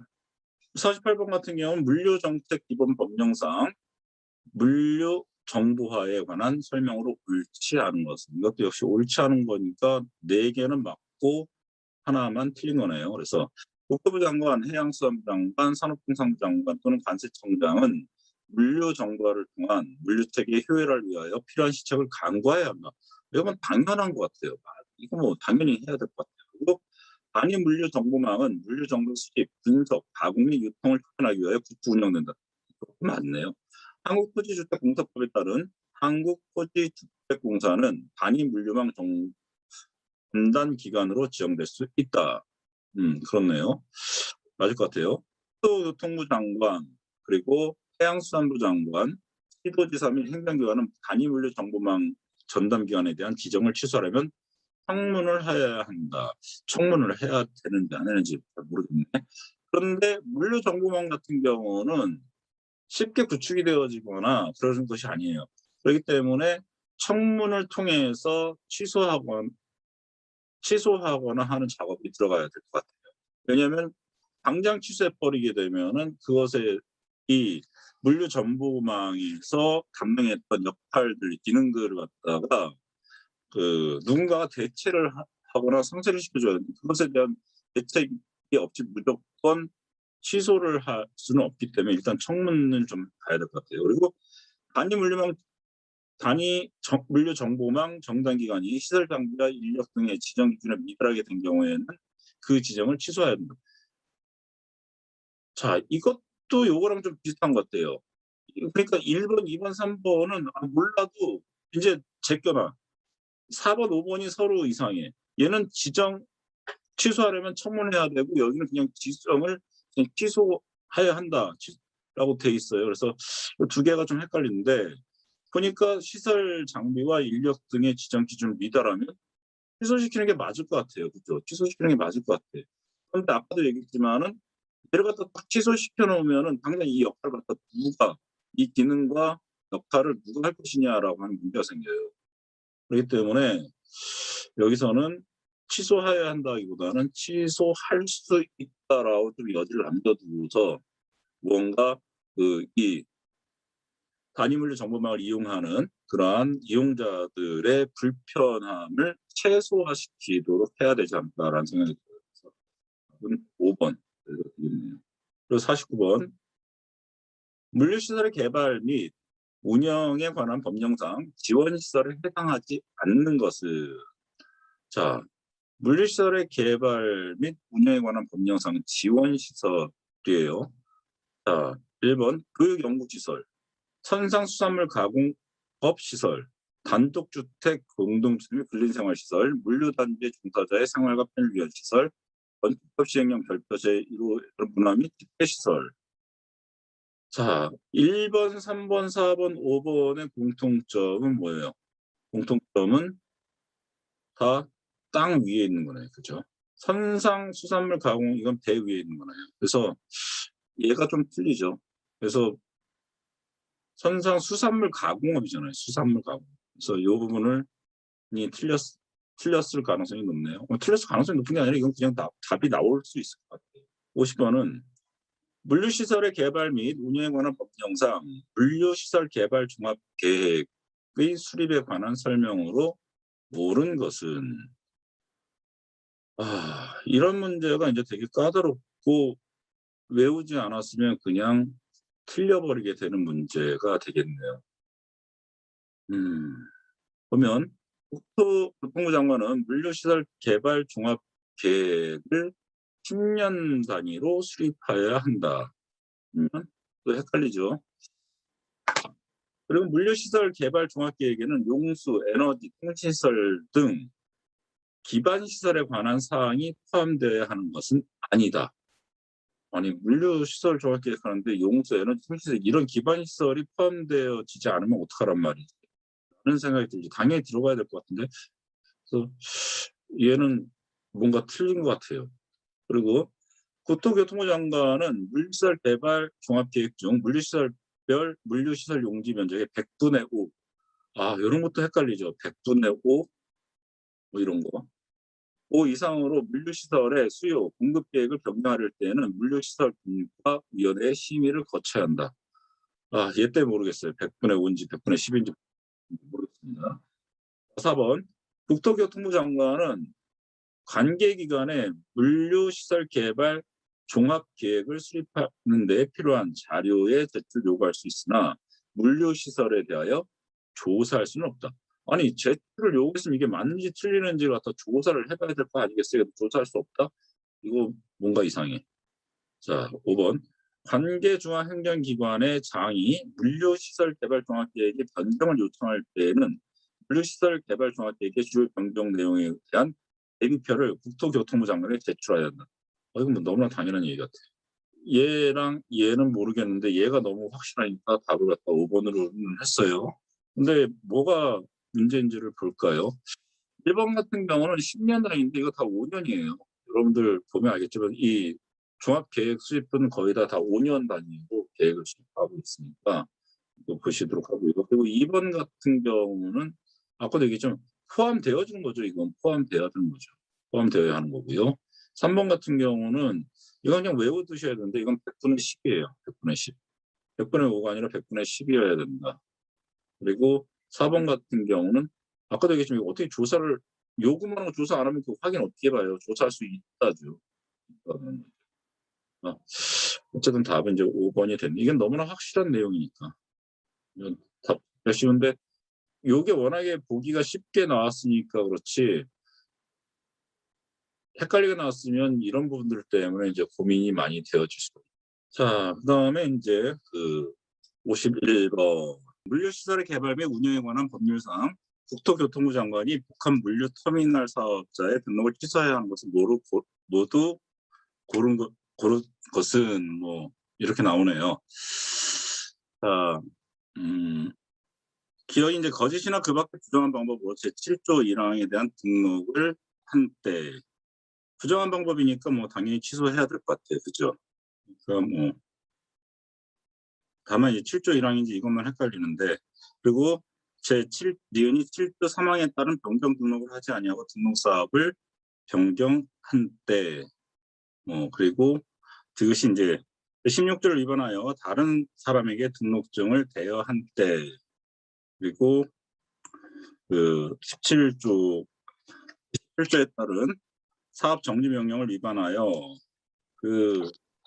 사업 정지 기간 중에 영업을 한 때 뭐 이렇게 나오는데요. 자, 이것은 그 제17조 법 제17조를 갖다 좀 살펴봐야 될 것 같아요. 그래서 등록의 취소와 관련되어진 내용들이 인제 그 법 17조에 이제 나와 있거든요. 17조의 내용들을 갖다가 살펴보면 요것들에 대해서 알 수가 있는데 음 여기서 보면은 뭐 이거는 뭐 외워야 되는 거니까 답이 인제 그 어찌 되었든 간에 기역 디귿 리을이에요. 그래서 니은이 인제 틀렸는데 보면은 이게 법제 17조 등록의 취소 등에 관련되어졌을 때 한 8가지 정도가 나와요. 8가지 정도 등록 취소되어진 것들 취소할 수 있는 사유들이 나오는데 첫 번째가 거짓이나 그 밖의 부정한 방법으로 제7조 제1항에 따른 등록을 할 때니까 요거는 맞아요. 두 번째가 인제 제7조 제3항에 따른 변경 등록을 아니한 자 등록 사항을 변경한 때인데 여기서 보면은 여기서 인제 그 17조에는 뭐라 나냐면요. 1 호하고 4 호, 7 호, 8 호 그러니까 1 호 그리고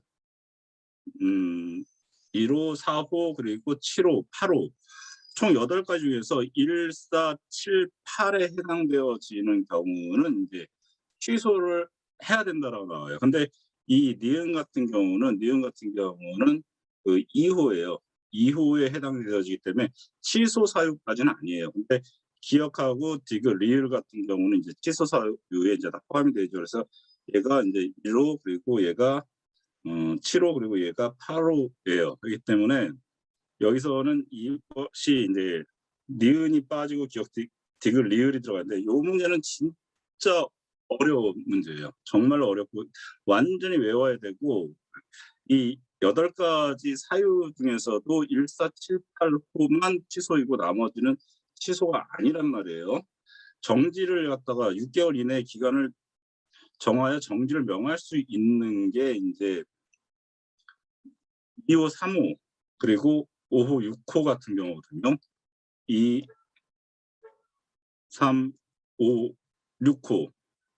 얘네 이 4가지는 정지를 명할 수 있는 거고 얘네는 취소 사유란 말이에요. 그래서 요걸 갖다가 구분해서 여러분들이 외워두지 않으면은 이 문제는 절대 풀 수가 없는 상황이죠. 그래서 요거는 여러분들 법 제 17조 17조를 여러분들이 한번 보셔야지만 나올 것 같아요. 그런 문제 나오면은 틀릴 가능성이 굉장히 높죠. 그래서 어차피 이 문제는 좀 어려운 문제였다라고 봐야 될 것 같고요. 난이도가 되게 높죠. 그리고 52번 물류시설의 개발 및 운영에 관한 법령상 물류터미널 사업에 관한 설명으로 옳지 않은 것입니까? 1번 한국농어촌공사 및 농지관리기금법에 따른 한국농어촌공사는 복합 물류터미널 사업에 등록할 수 있는 자에 해당한다. 그렇겠네요. 그리고 일반 물류터미널 사업을 경영하는 자는 물류터미널 건설에 관하여 필요한 경우 국토교통부 장관의 공사 시행 인가를 받아야 한다. 그래서 이제 여기서는 인제 국토교통부 장관이 아니라 여기서는 시도지사예요. 시도지사인데 일단 여러분들 인제 건설 같은 경우는 실제로 그 해당 지역에 있는 토지라든가 이런 걸 갖다 활용을 해야 되는데 이럴 경우에 거의 대부분 시도지사에게 공사 시행 인가를 받아야 돼요. 그래서 요것도 여러분들이 법을 갖다 쭉 읽다 보면은 건설이라든가 뭔가 만들고 이런 것들에 대한 인허가 부분은 거의 다 시도지사에게 가 있구나라고 하는 걸 여러분들이 알게 되면은 이 부분도 그냥 몰라도 감으로 공사 시행 인가는 시도지사한테 가는 거 아니야라고 해서 여러분이 맞출 수 있을 것 같은데 모르겠네요. 답은 요건데요. 그리고 3번 같은 경우, 4번 같은 경우, 5번 같은 경우는 다 인제 옳은 내용들이니까 여러분들이 보시면서 인제 공부를 하시면 될 것 같아요. 그리고 53번 같은 경우, 53번 같은 경우는 물류시설의 개발 및 운영에 관한 법령상 일반 물류단지의 지정에 관한 설명으로 옳지 않은 것은 일반 물류단지 지정에 관한 설명으로 옳지 않은 것인데 1번 보니까 일반 물류단지는 국토교통부 장관이 지정하지만 100만 제곱미터 이하의 일반 물류단지는 관할 시도지사가 지정한다. 두 번째, 시도지사는 일반 물류단지를 지정하려 할 때에는 일반 물류단지 개발 계획을 수립하여 관계 행정기관의 장과 협의한 후 지역물류정책위원회의 심의를 거쳐야 한다. 3번, 시도지사는 일반 물류단지를 지정할 때에는 일반 물류단지 개발 계획과 물류단지 개발 지침에 적합한 경우에만 일반 물류단지를 지정하여야 한다. 일반 물류단지 개발 계획에는 일반 물류단지의 개발을 위한 주요 시설의 지원 계획이 포함되어야 한다. 중앙행정기관의 장은 일반 물류단지의 지정이 필요하다고 인정할 때에는 대상 지역을 정하여 국토교통부 장관에게 일반 물류단지의 지정을 요청할 수 있으며, 이 경우 일반 물류단지 개발 계획안을 작성하여 제출하여야 한다가 되어 있는데요. 이것도 좀 어려운 문제예요. 어려운 문제인데 1번, 2번, 4번 같은 경우, 3, 4번 같은 경우는 맞는 말이에요. 답은 이제 5번인데 5번이 왜 틀렸냐 하면요. 중앙행정기관의 적은 일반 물류단지 지정이 필요하다고 인정할 때에는 대상 지역을 정하여 국토교통부 장관에게 일반 물류단지의 지정을 요청할 수 있으며, 그리고 이 경우 일반 물류단지 계획안을 작성하여 제출해야 한다라고 돼 있죠. 자, 그런데 여기서 이제 이게 이제 법 제27조 7조 제2항의 이후부터 5호에 대한 내용인데요. 여기서는 뭐라고 되어 있냐면요. 중앙행정기관의 장은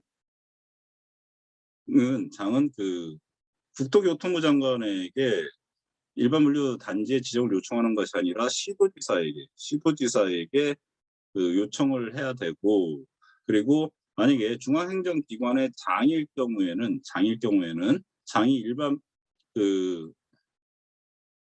일반 물류 단지의 지정을 요청할 때에는 일반 물류 개발 계획안을 제출하지 않아도 돼요. 제출해야 한다. 제출하지 않아도 된다. 그렇다면 여기서 이제 틀린 것이 국토교통부 장관이 아니라 시도지사로 가야 되고, 여기서는 작성하지 않아도 때문에 제출하지 않아도 된다가 돼야 되는데, 요 5번이 이제 그 내용에서 이제 틀려버린 거죠. 그래서 요거 답은 이제 5번인데, 요거는 이제 지정에 관한 설명을 옳은 것이니까 요거는 외워두시고, 요 부분에서는 시도지사, 국토교통부 장관이 아니라 시도지사고 제출하지 않아도 된다라고 이제 여러분들이 좀 수정을 하신 다음에 정정한 다음에 이제 같이 외워두시면 될 것 같네요. 그리고 이제 물류시설의 개발 및 운영에 관한 법령상 물류단지 개발 지침에 관한 설명으로 옳지 않은 것은 있는데, 옳지 않은 것이니까 이제 옳은 것은 다 빼야 되겠죠. 국토교통부 장관은 물류단지 개발 지침을 작성하여 관부에 주고셔야 한다. 이거 맞고요. 그리고 물류단지 개발 지침에는 문화재 보존을 위하여 고려할 사항이 포함되어야 된다. 이거 맞고요. 그리고 국토교통부 장관은 물류단지 개발 지침을 작성할 때에는 미리 시도지사의 의견을 듣고 관계 행정기관의 장과 협의한 후 물류시설분과위원회 심의를 거쳐야 한다. 이것도 국토교통부 장관은 물류단지 개발 지침에 포함되어 있는 토지 가격의 안정을 위하여 필요한 사항을 변경할 때에는 물류시설분과위원회의 심의를 거쳐야 한다라고 되어 있는데요. 자, 이 부분이 좀 이상해요. 특히 이제 요새 부동산들이 복잡하죠. 그래서 토지 가격 안정, 이거 되게 중요한 내용이거든요. 그런데 이 토지 가격 안정을 위해서 물류 전문가들이 이 부분에 대해서 어떻게 심의를 할 수가 있을까라고 하는 좀 의문이 생길 수가 있어요. 그래서 물류시설분과위원회 심의는 사실 이 토지 가격 안정 부분은 제외예요. 심의 사항이 아니에요. 제외예요. 그래서 토지 가격 안정을 위한 필요한 사항은 물류시설분과위원회의 심의 사항에서 제외가 된다라고 이제 여러분들이 알아두시면 될 것 같고요. 그리고 5번, 물류단지 개발 지침은 지역 간의 균형 있는 발전을 위하여 물류단지 시설 용지의 배분이 적정하게 이루어지도록 작성되어져야 한다라고 되어 있죠.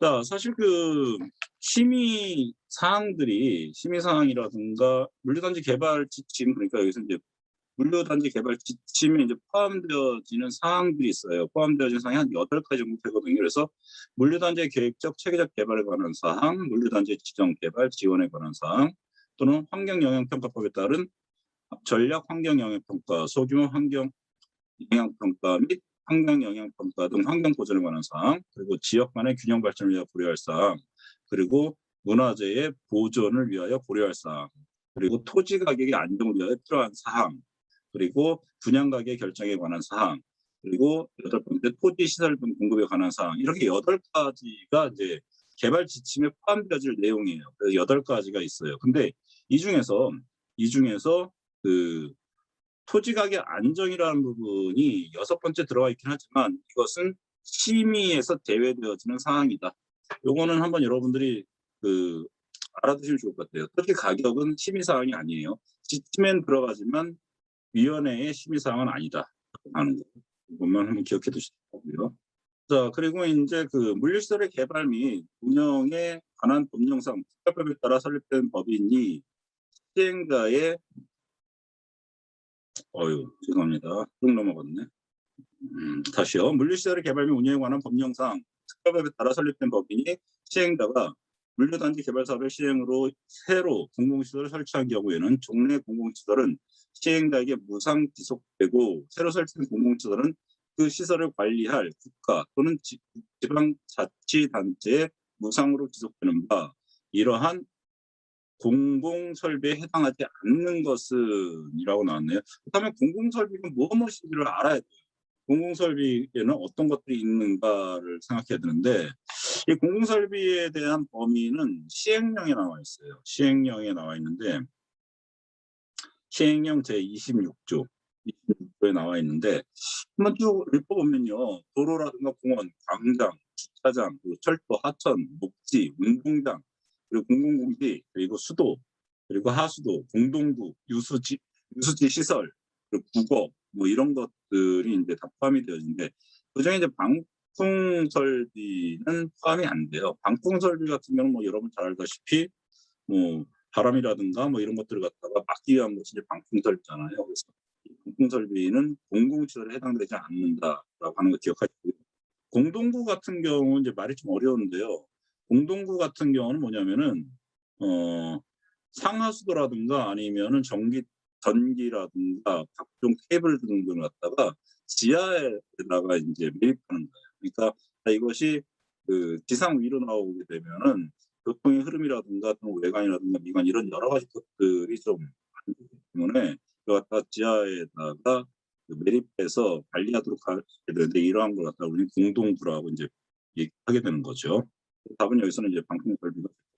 자, 56번 같은 경우에 이제 물류시설의 개발 및 운영에 관한 법령상 물류단지의 원활한 개발을 위하여 국가나 지방자치단체가 설치를 우선적으로 지원하여야 하는 기반시설에 해당하는 것을 모두 그렇습니다.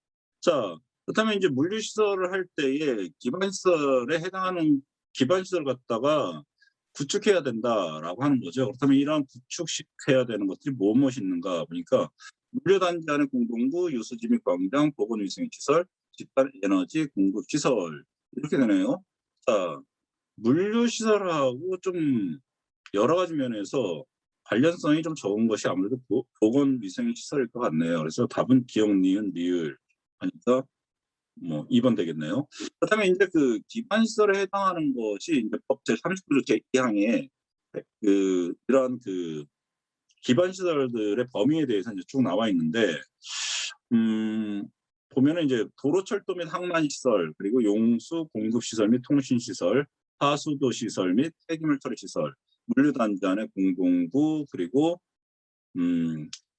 집단 에너지 공급시설, 그리고 유수지 및 광장 이런 것들이 한 6가지 정도가 돼 있어요. 6가지 정도가 법 제39조 제2항에 의거하여 시행령 제29조에 이제 6가지 정도를 갖다 기반시설로서 설명해 놓고 있는데 나열해 놓고 있는데 그중에 이제 보건위생시설은 포함이 되지 않는다. 그래서 답은 2번이 되겠습니다. 그리고 57번 화물자동차 운수사업법상 운송주선 사업자에 관한 설명으로 옳은 것은 운송주선 사업자를 갖다가 이제 정의라든가 이런 것들을 갖다 공부를 해둬야 되겠죠. 그래서 옳은 것은 그러니까 4개가 틀렸어요. 운송주선사업자는 운송 또는 주선 실적을 관리하고 그리고 국토교통부령으로 정하는 바에 따라 국토교통부 장관의 승인을 받아야 된다. 관리하는 것 갖다 또 어떻게 승인을 받는지 이거 좀 이상하죠. 관리하면 그 관리 내용을 갖다 신고만 하면 될 것 같은데. 두 번째, 운송주선 사업자가 위탁 차주에게 화물 운송을 위탁하는 경우에 운송 가맹 사업자의 화물 정보망을 이용할 수 있다. 이건 잘 모르겠지만 뭐 맞을 것 같아요. 왜냐하면은 운송주선 사업자가 위탁 쪽에게 화물을 위탁하면 어쨌든 운송 가맹 사업자의 화물 정보망을 이용을 해야 되는 것이 맞을 것 같아요. 3번, 운송 사업자로 구성된 협회, 운송 주선 사업자로 구성된 협회 및 운송 가맹 사업자로 구성된 협회는 그 공동 목적을 달성하기 위하여 국토교통부령으로 정하는 바에 따라 공동으로 연합회를 설립하여야 한다.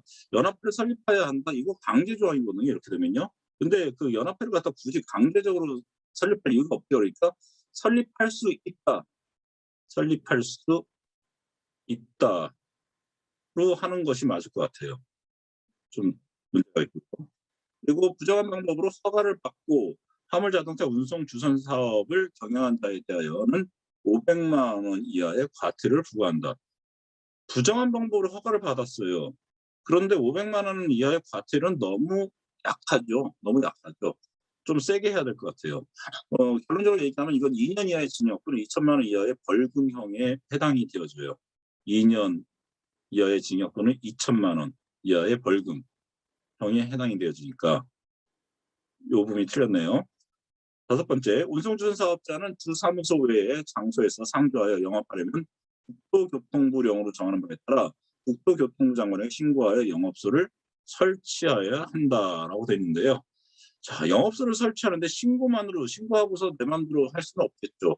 이거는 허가 사항이에요. 허가를 받아야겠죠. 허가 사항이기 때문에 이 부분이 틀렸네요. 그래서 답은 2번 되겠네요. 1번 명확히 틀렸고요. 이것도 명확하고요. 이건 실제로 재질에 비해서 너무 약해요. 그래서 이것도 틀렸다고 봐야 되고요. 그리고 이것도 신고 사항이 아니라 허가 사항이니까 틀렸고요. 그래서 2번. 이것도 시간만 많으면 유추해서 가만히 생각해보면 맞출 수 있는 문제인 것 같아요. 근데 시간이 없어서 막 마음이 조급해지면 이제 틀리기 쉬운 문제죠. 찍어버려야 되는 상황이 벌어졌죠. 자, 58번 화물자동차 운수사업법령상 적재물 배상보험에 관한 설명으로 옳지 않은 것은 자, 적재물 배상보험이네요. 적재물 배상보험. 자, 이 사업을 취급하는 운송사업 주선사업자는 적재물 배상보험 등에 가입하여야 한다.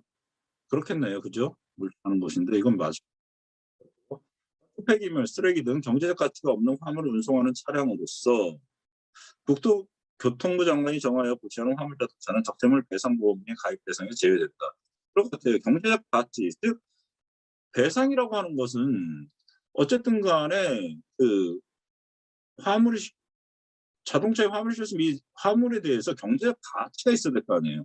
시장에서 가치가 있어야지 이것이 훼손되거나 이랬을 때 경제적 가치가 훼손됐을 때 그것에 대해서 보상이 들어가는 것이 이제 보험인데 경제적 가치가 없는 것에 대해서 보상을 어떻게 하란 말이에요. 그러니까 가입 대상에서 제외되어지는 것은 맞을 것 같아요. 자, 그다음에 운송주선 사업자의 경우 각 화물 자동차별로 적재물 배상보험에 가입해야 한다.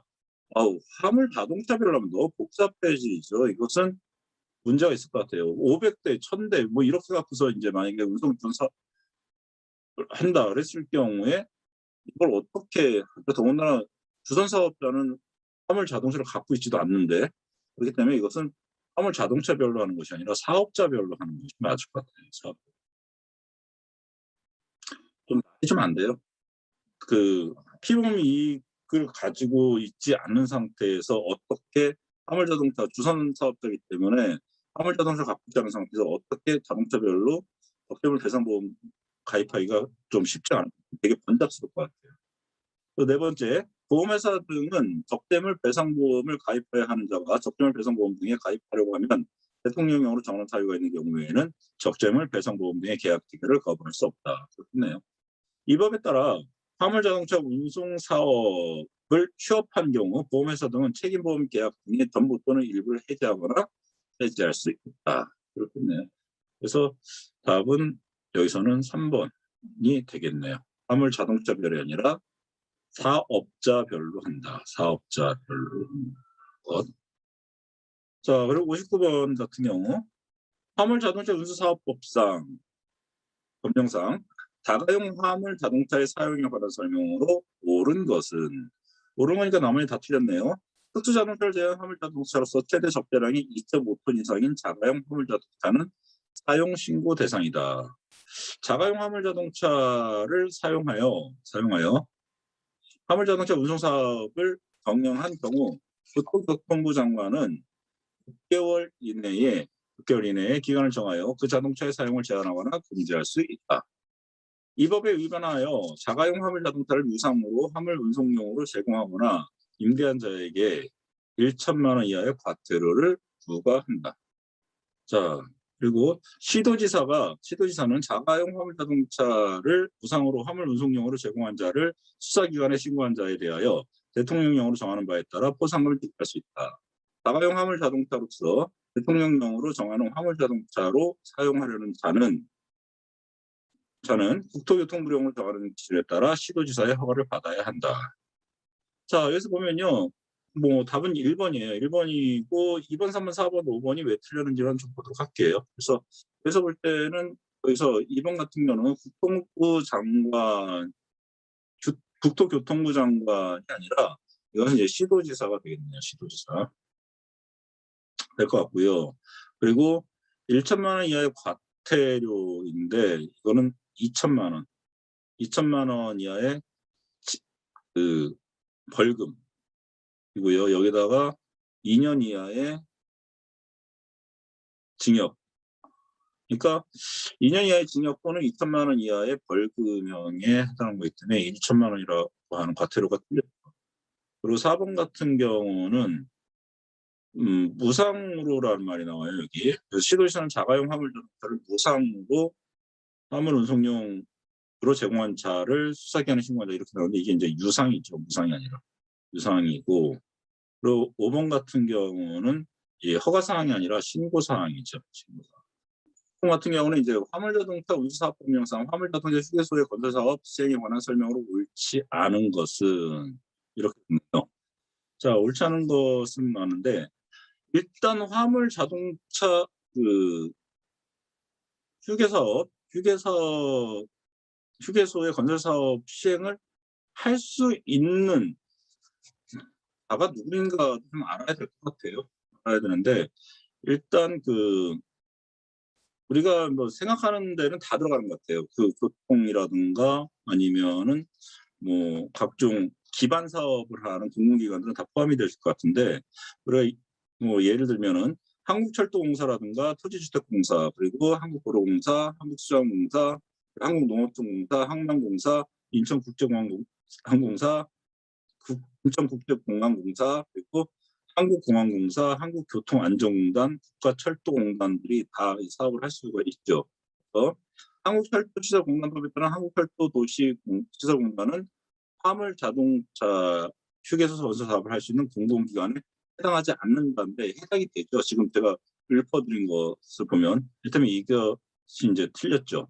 얘도 해당되기 때문에 이게 이제 틀렸죠. 2번 같은 경우는 화물자동차 휴게소 건설 사업을 시행하는 자는 사업의 명칭, 목적, 사업을 시행하려는 위치와 면적 등 통령령으로 정하는 사업에 포함된 건설 계획을 수립해야 한다. 그래야 될 것 같네요. 화물자동차 휴게소의 건설 대상 지역 및 시설 기준은 국토교통부령으로 정한다. 도로법제 10조에 따른 고속국도 또는 일반국도에 인접한 지역으로서 총 중량 8톤 이상인 화물자동차 일일 평균 교통량이 3,000대 이상인 지역은 화물자동차 휴게소의 건설 대상 지역이다. 그렇습니다.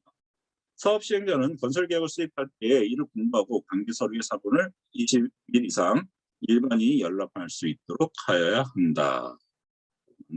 이것도 뭐 어쩔 수 없습니다. 외워두셔야 될 것 같고요. 다만 여기서 이제 여러분들이 공공기관은 웬만한 교통이라든가 기반 시설을 갖다 담당하는 기관들은 다 여기 공공기관에 해당한다라는 정도는 여러분들이 좀 기억하시면 좋을 것 같아요. 자, 이것도 그냥 외워야 되는 겁니다. 이것도 방법이 없어요. 화물자동차 운수사업법상 공개조합에 관한 규정 내용이다. 발언에 들어갈 내용을 바르게 나열하는 것을 보면 공개조합을 설립하려면 공개조합의 조합원 자격이 있는 자의 기억 나왔죠. 여기는 10분의 1입니다. 10분의 1 이상 발기하고 그리고 조합원 자격이 있는 자의 여기 200인 이상이 동의를 받아 창립총회에서 정관을 작성한 후 국토교통부 장관에게 인가를 시청해야 한다. 답은 뭐 5번으로 나왔는데요. 이거는 설명하고 뭐하고 할 것 없이 그냥 외우는 수밖에 없을 것 같습니다. 그리고 62번 화물자동차 운수사업법령상 화물자동차 운수사업의 차량 충당 조건에 관한 설명으로 옳은 것은 이렇게 되어 있네요. 신규 등록에 충당되는 화물자동차는 차량이 2년의 범위에서 대통령으로 정하는 연한 이내여야 한다. 근데 2년 너무 짧아요. 3년으로 하는 것이 맞을 것 같아요. 3년입니다. 3년고요. 재작년도에 등록된 화물자동차의 차량 충당 연한의 기산일은 재작년대 말입니다라고 돼 있는데 재작년대 말이 아니라 최초의 신규 등록일입니다. 그리고 부득이한 사유가 없는 한 대폐차 변경 신고를 한 날부터 30일 이내에 대폐차해야 한다라고 되는데 30일 아니 15일이고요. 대폐차라고 하는 것이 이제 용어가 나오는데요. 대폐차라고 하는 것은 뭐냐면은 그 자동차가 연령이 너무 차량 연식이 너무 오래되어지게 되면은 자꾸 고장이 나거나 이렇게 되면 이로 인해서 그 운수사업을 하는 데서 지장을 초래할 수가 있어요. 지장을 초래할 수 있기 때문에 일단 연식이 이상이 되어지는 자동차들에 대해서는 이제 이러한 운수사업을 갖다가 할 수 없게끔 하는 그런 조치를 취할 수가 있는데 그러한 차를 갖다 대폐차라고 얘기하는데 보통 이 기간이 뭐 차량마다 좀 다른데 기준이 다른데 한 10년 이상이면 될 것 같아요. 보통 한 10년 정도 이상, 10년에서 한 12년 정도가 되면 대폐차로 이제 대폐차의 기준을 갖다가 삼게 되어지는 거죠. 그래서 너무 오래된 연식의 자동차 같은 경우는 화물 운수 사업에 있어서 지장을 초래할 수 있음으로 인하여 대폐차 신청을 할 수가 있다라고 이제 이해를 하시면 될 것 같아요. 자, 4번 대폐차의 절차 및 방법 등에 관하여 국토교통부령으로 규정한 사항 외에 필요한 세부 사항은 국토교통부 장관이 정하여 고시한다. 이거는 맞네요. 그리고 국토교통부 장관은 차량 충당 조건에 대하여 2014년 1월 1일을 기준으로 5년마다 그 타당성을 검토하여 개선 등의 조치를 취해야 한다라고 했는데 이 5년이 아니라 이제 3년마다 그래서 이 부분도 외우지 않으면은 할 수가 없는 부분이죠. 자, 그리고 63번 화물자동차 운수사업법상 과징금에 관한 설명으로 옳지 않은 것은 돼 있네요. 자, 보니까 권한위임에 관한 규정 고려하지 않은 상태에서 한다라고 되어 있죠. 그러니까 국토교통부 장관은 운송사업자에게 이 법에 의한 감차 조치를 명하여야 하는 경우에는 이를 가름하여 과징금을 부과할 수 없다. 과징금을 부과하는 경우 그 액수는 총액이 1천만 원 이하여야 한다. 뭐 결과론적으로 따지면 1천만 원이 아니라요 2천만 원이에요. 2천만 원이기 때문에 이게 이제 틀렸다라고 봐야겠죠. 옳지 않은 거죠. 3번, 4번, 5번은 맞는 건데 그 한번 읽어보도록 하죠. 과징금을 부과하려면 사업 정지 처분이 해당 화물자동차 운송 사업의 이용자에게 심히 불편을 주거나 그 밖에 공익을 해칠 우려가 있어야 한다. 국토교통부 장관은 과징금 부과 처분을 받은 자가 과징금을 정한 기한 내에 내지 아니한 한 국세, 체납 처분의 예에 따라 징수한다. 5번 징수한 과징금은 법에서 정한 외의 용도로는 사용할 수가 없다. 있네요. 2번. 자, 64번 화물자동차 운수사업법령상 운송사업자의 징수사항에 관한 설명으로 옳지 않은 것은 이렇게 됐네요. 시간이 되게 없으니까 답만 한번 살펴보도록 할게요. 일단 4번이고요. 4번에서 이제 옳지 않은 거니까 뭐가 틀렸나를 한번 봐야 될 것 같아요. 개인 화물자동차 운송사업자의 경우 주사무소가 있는 특별시, 광역시, 특별자치시 또는 도가 다른 특별시, 광역시, 자치시 또는 도에 상주하여 화물 자동차 운송 사업을 경영하지 아니할 것이라고 했는데 말이 좀 안 되죠. 도에 상주하지 않은 상태에서 화물 운송 사업을 상주하여 화물 자동차 운송 사업을 경영하지 아니할 것이라고 하는데 이것은 이제 도외가 되죠. 도외 지역에 상주하여 자동차 운송 사업을 경영하지 않. 도 안에서 하라는 얘기죠. 도 안에서 상주해서 화물 운송 자동차 사업을 경영하라라고 하는 거죠. 그렇기 때문에 요거에서 이제 요 말이 틀렸네요.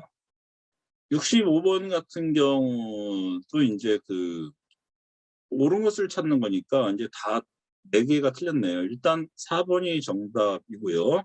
1번, 2번, 3번, 5번 같은 경우는 어디가 틀렸는지 한번 봅시다. 1번 같은 경우는 국토교통부 장관 해지된 위수탁 계약에 위수탁 차주였던 자가 감타 조치가 있은 날로부터 6개월이 지난 후 임시허가를 신청하는 경우는 3개월의 기간을 한정하여 허가할 수 있다라고 되는데 이게 바뀌었죠. 이게 이제 3개월이 여기가 3개월이 되고 얘가 6개월이 돼야 되는 거죠. 그래서 날로부터 3개월이 지난 후 임시허가를 신청하는 경우 6개월로 기간을 한정하여 허가할 수 있다라고 해서 이렇게 바뀌었고 두 번째 같은 경우도 역시 임시허가를 받은 자가 허가 기간 내에 다른 운송사업자의 수탁 계약을 체결하지 못하고 임시허가 기간이 만료되어지는 경우 6개월 내에 임시허가를 신청할 수 있다가 아니라 3개월이에요. 3개월이고 3번 같은 경우는 여기서도 이제 그런 건데요. 국토교통부 장관이 건전한 거래 질서의 확립과 공정한 계약의 정착을 위하여 표준 위수탁 계약서를 고시하는 경우죠. 계약 당사자는 위수탁 계약은 이에 따라야 한다가 아니라 우선적으로 사용할 수 있도록 권고할 수 있다죠. 이걸 따르라고 이제 권고사항이죠. 권고사항. 권고사항인데 여기서는 따라야 한다라고 해서 이게 강제사항이 있죠. 그래서 강제사항이 아니라 권고사항이다. 표준 위수탁 계약서를 고시하고 이를 갖다 우선적으로 사용할 수 있도록 권고할 수 있다. 4번은 맞고요. 5번 같은 경우는 위수탁 계약의 내용 중 일부에 대하여 당사자 간의 이견이 있는 경우 계약 내용을 일방의 의사에 따라 정함으로써 상대방이 정당한 이익을 침해한 경우에는 위수탁 계약을 전부 무효로 한다. 전체를 다 무효로 할 필요까지는 없지 않을까 싶어요. 그래서 전부 무효가 아니라 정당한 이익을 침해한 부분에 대해서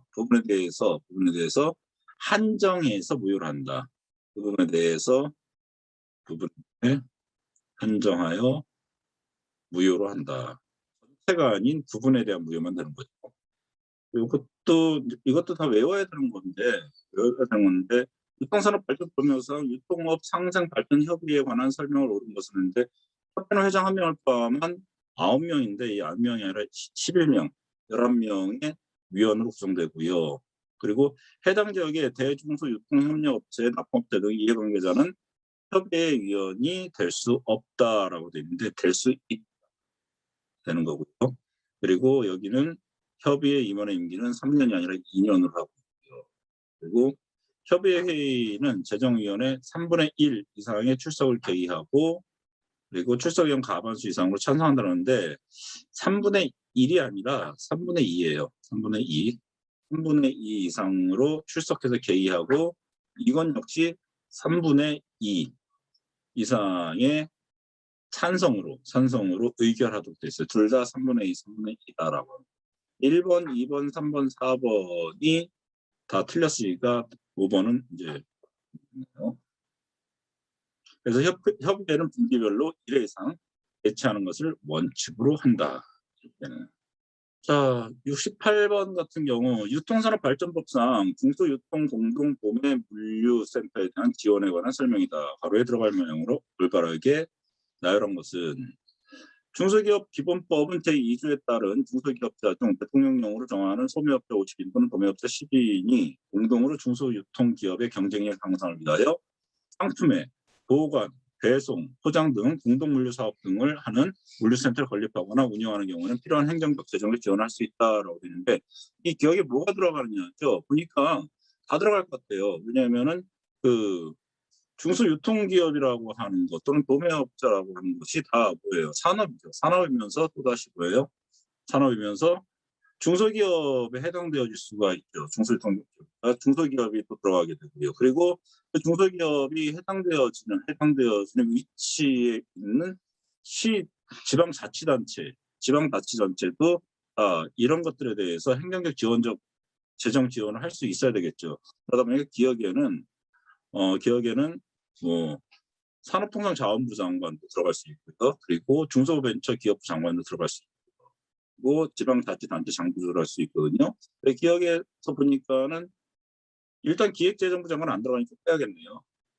그래야 되고 요 세 개는 들어가네요.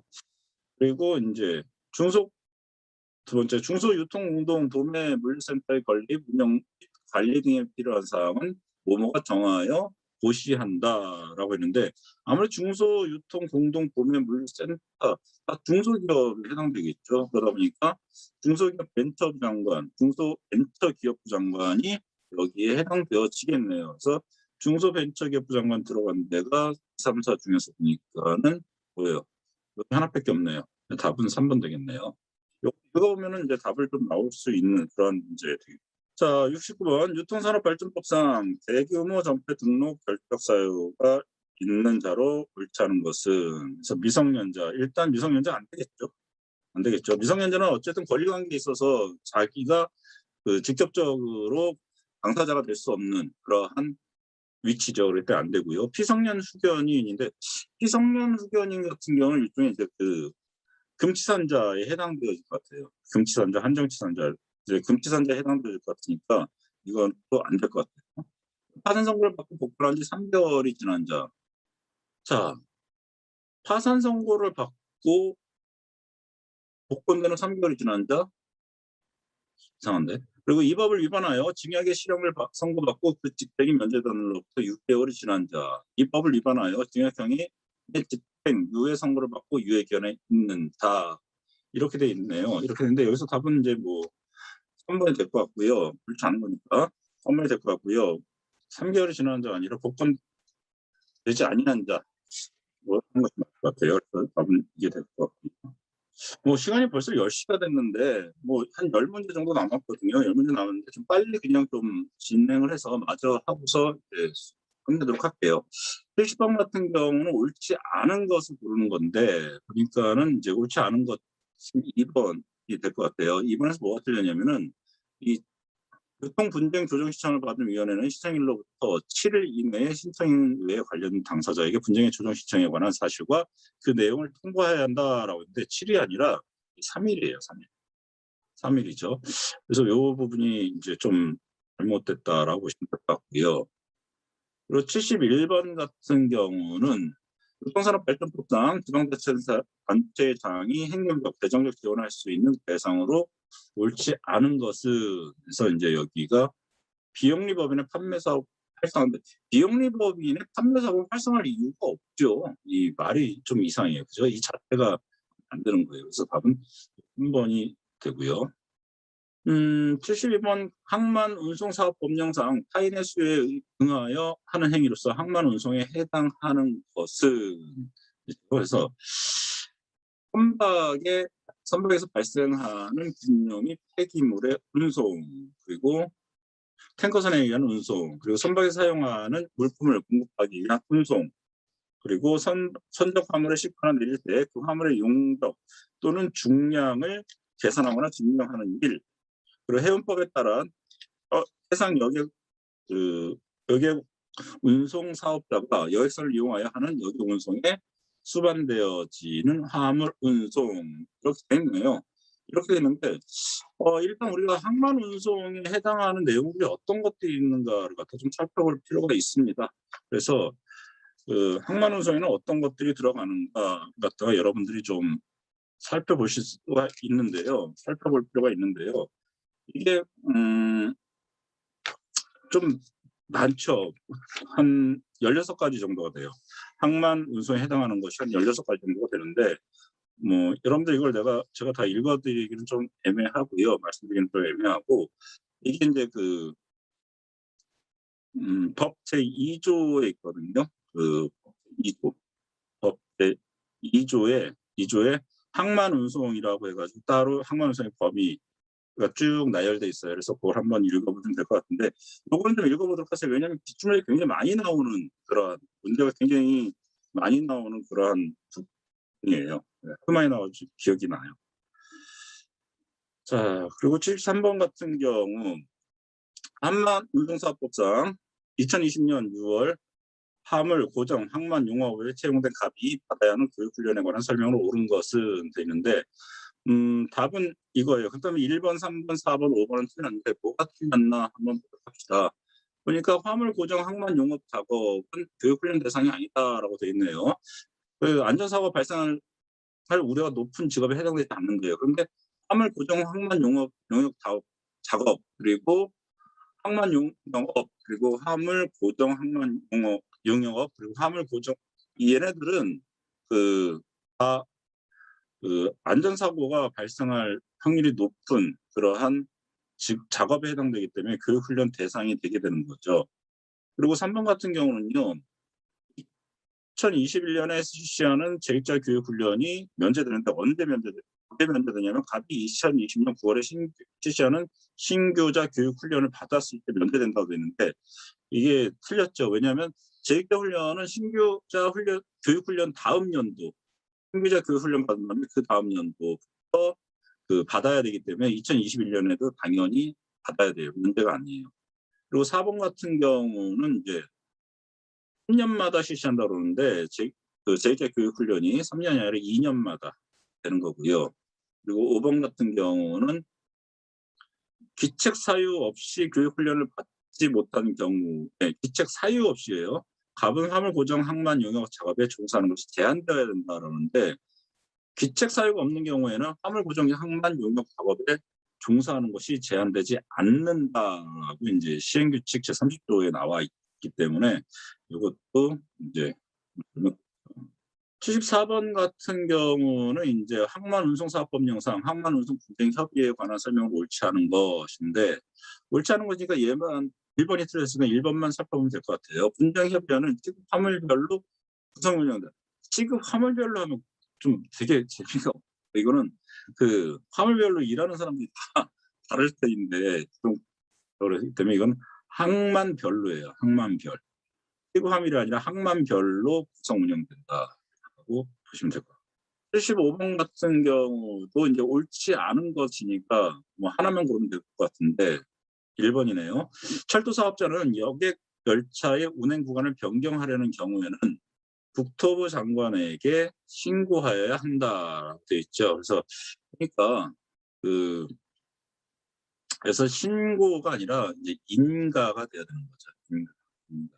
그래서 운행 구간을 변경하는데 신고만 하고 자기 맘대로 한다라고 하는 것은 조금 문제가 있죠. 왜냐하면은 운행 구간을 변경하는 건 되게 큰 문제거든요. 근데 이걸 갖다가 인가 사항이지 신고 사항이 아니에요. 그래서 1번이 틀렸고요. 2번, 3번, 4번, 5번은 다 맞는 말. 76번 이제 철도사업법령상 과징금 처분에 관한 설명으로 옳지 않은 거니까 하나만 고르면 되겠네요. 그래서 4번이 틀렸네요. 과징금은 이를 분할하여 납부할 수 있다. 과징금은 분할을 납부할 수가 없어요. 과징금 분할 납부할 수가 없다. 그래서 3번이 틀렸고요. 나머지 다 맞는 거고요. 77번 같은 경우 이제 철도사업법령상 정형철도를 운영하는 자가 등록사항의 변경을 등록하지 않아도 되는 사유에 해당하는 것은 모두 옳은 것입니다. 변경을 등록하지 않아도 되는 사유예요. 그러니까 한마디로 얘기해서 이게 뭐예요? 경미한 사항이 되겠죠. 중한 사항이면은 뭐 당연히 등록 변경을 해야 되겠죠. 근데 변경을 등록하지 않아도 된다는 얘기는 경미한 사항인데 이 중에서 경미한 사항이 어떤 건지 한번 볼까요? 운행 시간을 연장한 경우, 운행 횟수를 단축한 경우, 전용 철도 건설 기간을 4월 조정한 경우, 주상소 그리고 철도 차량 기지를 제외한 운송 관련 시설을 변경한 경우. 그러니까 일단 우리가 봤을 때 기역, 니은, 디귿, 리을 다 이제 경미한 조정이다라고 볼 수가 있습니다. 그래서 답은 이제 5번인데 우리가 이제 그 경미한 사항에 대해서 한 6가지 정도가 나와요. 그 시행령에 철도 사업법 시행령에 한 6가지 정도가 나오는데 한번 제가 읽어 갈게요. 일단 첫 번째 운행 시간을 연장 또는 단축하는 경우, 배차 간격 또는 운행 횟수를 단축 또는 연장하는 경우, 10분의 1 범위 안에서 철도 차량 대수를 변경하는 경우, 그리고 주사무소 철도 차량 기지를 제외한 운송 관련 부대시설을 변경하는 경우, 임원을 변경한 경우, 그리고 6월의 범위 안에서 전용 철도 건설 기간을 조정한 경우, 이렇게 한 6가지 정도가 더 경미한 사항으로 보고 변경을 등록하지 않아도 되는 그런 사항으로 하고 있는데 이 6가지, 이 4가지가 다 포함이 되어지네요. 78번 같은 경우 철도사업법령상 철도 서비스 향상 등에 관한 설명으로 옳지 않은 것은, 그러니까 옳지 않은 거니까 이것도 역시 하나만 고르면 되겠네요. 보니까 답은 2번이에요. 나머지 다 옳은 거겠죠. 2번은 뭐가 틀렸느냐? 철도사업자의 신청에 의하여 우수철도사업체 인증을 하는 경우에 그에 소요되는 비용은 예산의 범위 안에서 국토교통부가 부담한다라고 되는데, 자, 말이 좀 재밌어요. 철도사업체 신청에 우수철도사업체 인증을 하는데 국토교통부가 왜 부담을 합니까? 이것은 당해 철도사업자가 부담하는 것이 당연하겠죠. 그래서 이게 틀렸네요. 여기서는 당해 철도사업자가 부담한다라고 해야지 될 것 같고요. 나머지 1, 3, 4, 5번은 다 옳은 설명이죠. 자, 79번. 농수산물 유통 및 가격 안정에 관한 법령상 중도매인에 관한 설명으로 옳지 않은 것이니까 뭐 하나 고르면 3번이네요. 3번, 1번, 2번, 4번, 5번은 다 이제 옳은 내용이 되겠네요. 자, 3번. 중도매업의 허가를 받은 중도매인은 도매시장에 설치된 공판장에서는 그 업무를 할 수가 없다. 아니 도대체 여기 허가받았을 때 이 공판장에서 업무를 안 하면 어디서 합니까? 할 수 있다가 돼야죠. 할 수 있다가 됩니다. 요게 틀렸고요. 나머지는 다 옳은 말들이고요. 자, 이제 80번 마지막 문제네요. 농산물 유통 및 가격 안정에 관한 법령상 경매사에 관한 설명으로 옳지 않은 것이니까 역시 하나만 고르면 되겠네요. 나머지 4개는 옳은 얘기네요. 자, 5번이 옳지 않은 얘기인데, 도매시장 개설자는 경매사 임면 내용을 전국을 보급지역으로 하는 일간 신문 또는 지정 고시된 인터넷 홈페이지에 게시해야 된다라고 되어 있네요. 자, 요거는 이제 그 법 27조 제 사항을 보면 어떻게 되냐면요. 도매시장 법인이 경매사를 임면했을 때는 농림축산식품부령 또는 해양수산부령에 정하는 바에 따라 그 내용을 도매시장 개설자에게 신고해야 돼요. 도매시장 개설자에게 일단 신고를 하고요. 그리고 도매시장 개설자는 농림축산식품부 장관 또는 해양수산부 장관이 지정하여 고시한 인터넷 홈페이지에 그 내용을 게시하여야 한다라고 되어 있죠. 여기서는 이제 전국을 보급지역으로 하는 일간신문이 틀렸고요. 그리고 여기서는 지정 고시된 인터넷 홈페이지인데 누가 지정 고시했느냐 하면은 바로 농림축산식품부 장관 또는 해양수산부 장관이 지정 고시한 인터넷 홈페이지에 이제 이 내용을 게시하여야 된다라고 하는 앞에 5번이 이제 이 부분이 틀린 거죠. 자, 이렇게 해가지고 그 기출문제 작년도 24회 문제를 갖다가 쭉 한번 살펴봤는데요. 사실 이 물류 관련 법규 같은 경우는 공부하기가 굉장히 까다롭고 내용이 너무 많다는 얘기 자꾸만 말씀을 드리는데 어쩔 수 없습니다. 기출문제를 많이 풀어보시는 것이 저는 가장 좋다고 생각해요. 물론 여러분들이 이제 교재를 한번 구입하셔서 교재 내용을 갖다가 좀 보시는데 너무 두꺼운 교재 보시면은 막 질려버리니까 좀 얇은 교재로 살펴보시도록 하고요. 그리고 기출문제를 계속 풀어보시는 게 좋을 것 같아요. 특히 이제 기출문제만 모아놓은 책을 갖다가 팔 거예요. 이 관련 법규와 관련 법규에 물류 관련 법규 기출문제만 모아놓은 아마 책을 좀 팔 거예요. 그 책을 사셔가지고 풀어보시는 것이 가장 좋다고 생각해요. 저도 여러분들한테 좀 시간이 많고 그런 법령을 갖다가 각 7가지 법을 하나씩 다 살펴보면 더 좋았을 텐데 그게 어렵다 보니까 어쩔 수 없이 기출 문제를 풀면서 이제 내용을 설명해 드렸는데, 여러분들 공부를 많이 하셨으면 그 내용들이 좀 더 빨리 들어왔을 터이고, 그렇지 않다고 한다면은 좀 이해하기도 힘들 뿐만 아니라 좀 굉장히 지루하게 느껴졌을 것 같아요. 어쨌든 여러분 좀 고생 많으셨고요. 시험에서 좋은 성적 거두기를 간절히 바라겠습니다. 고생 많으셨습니다.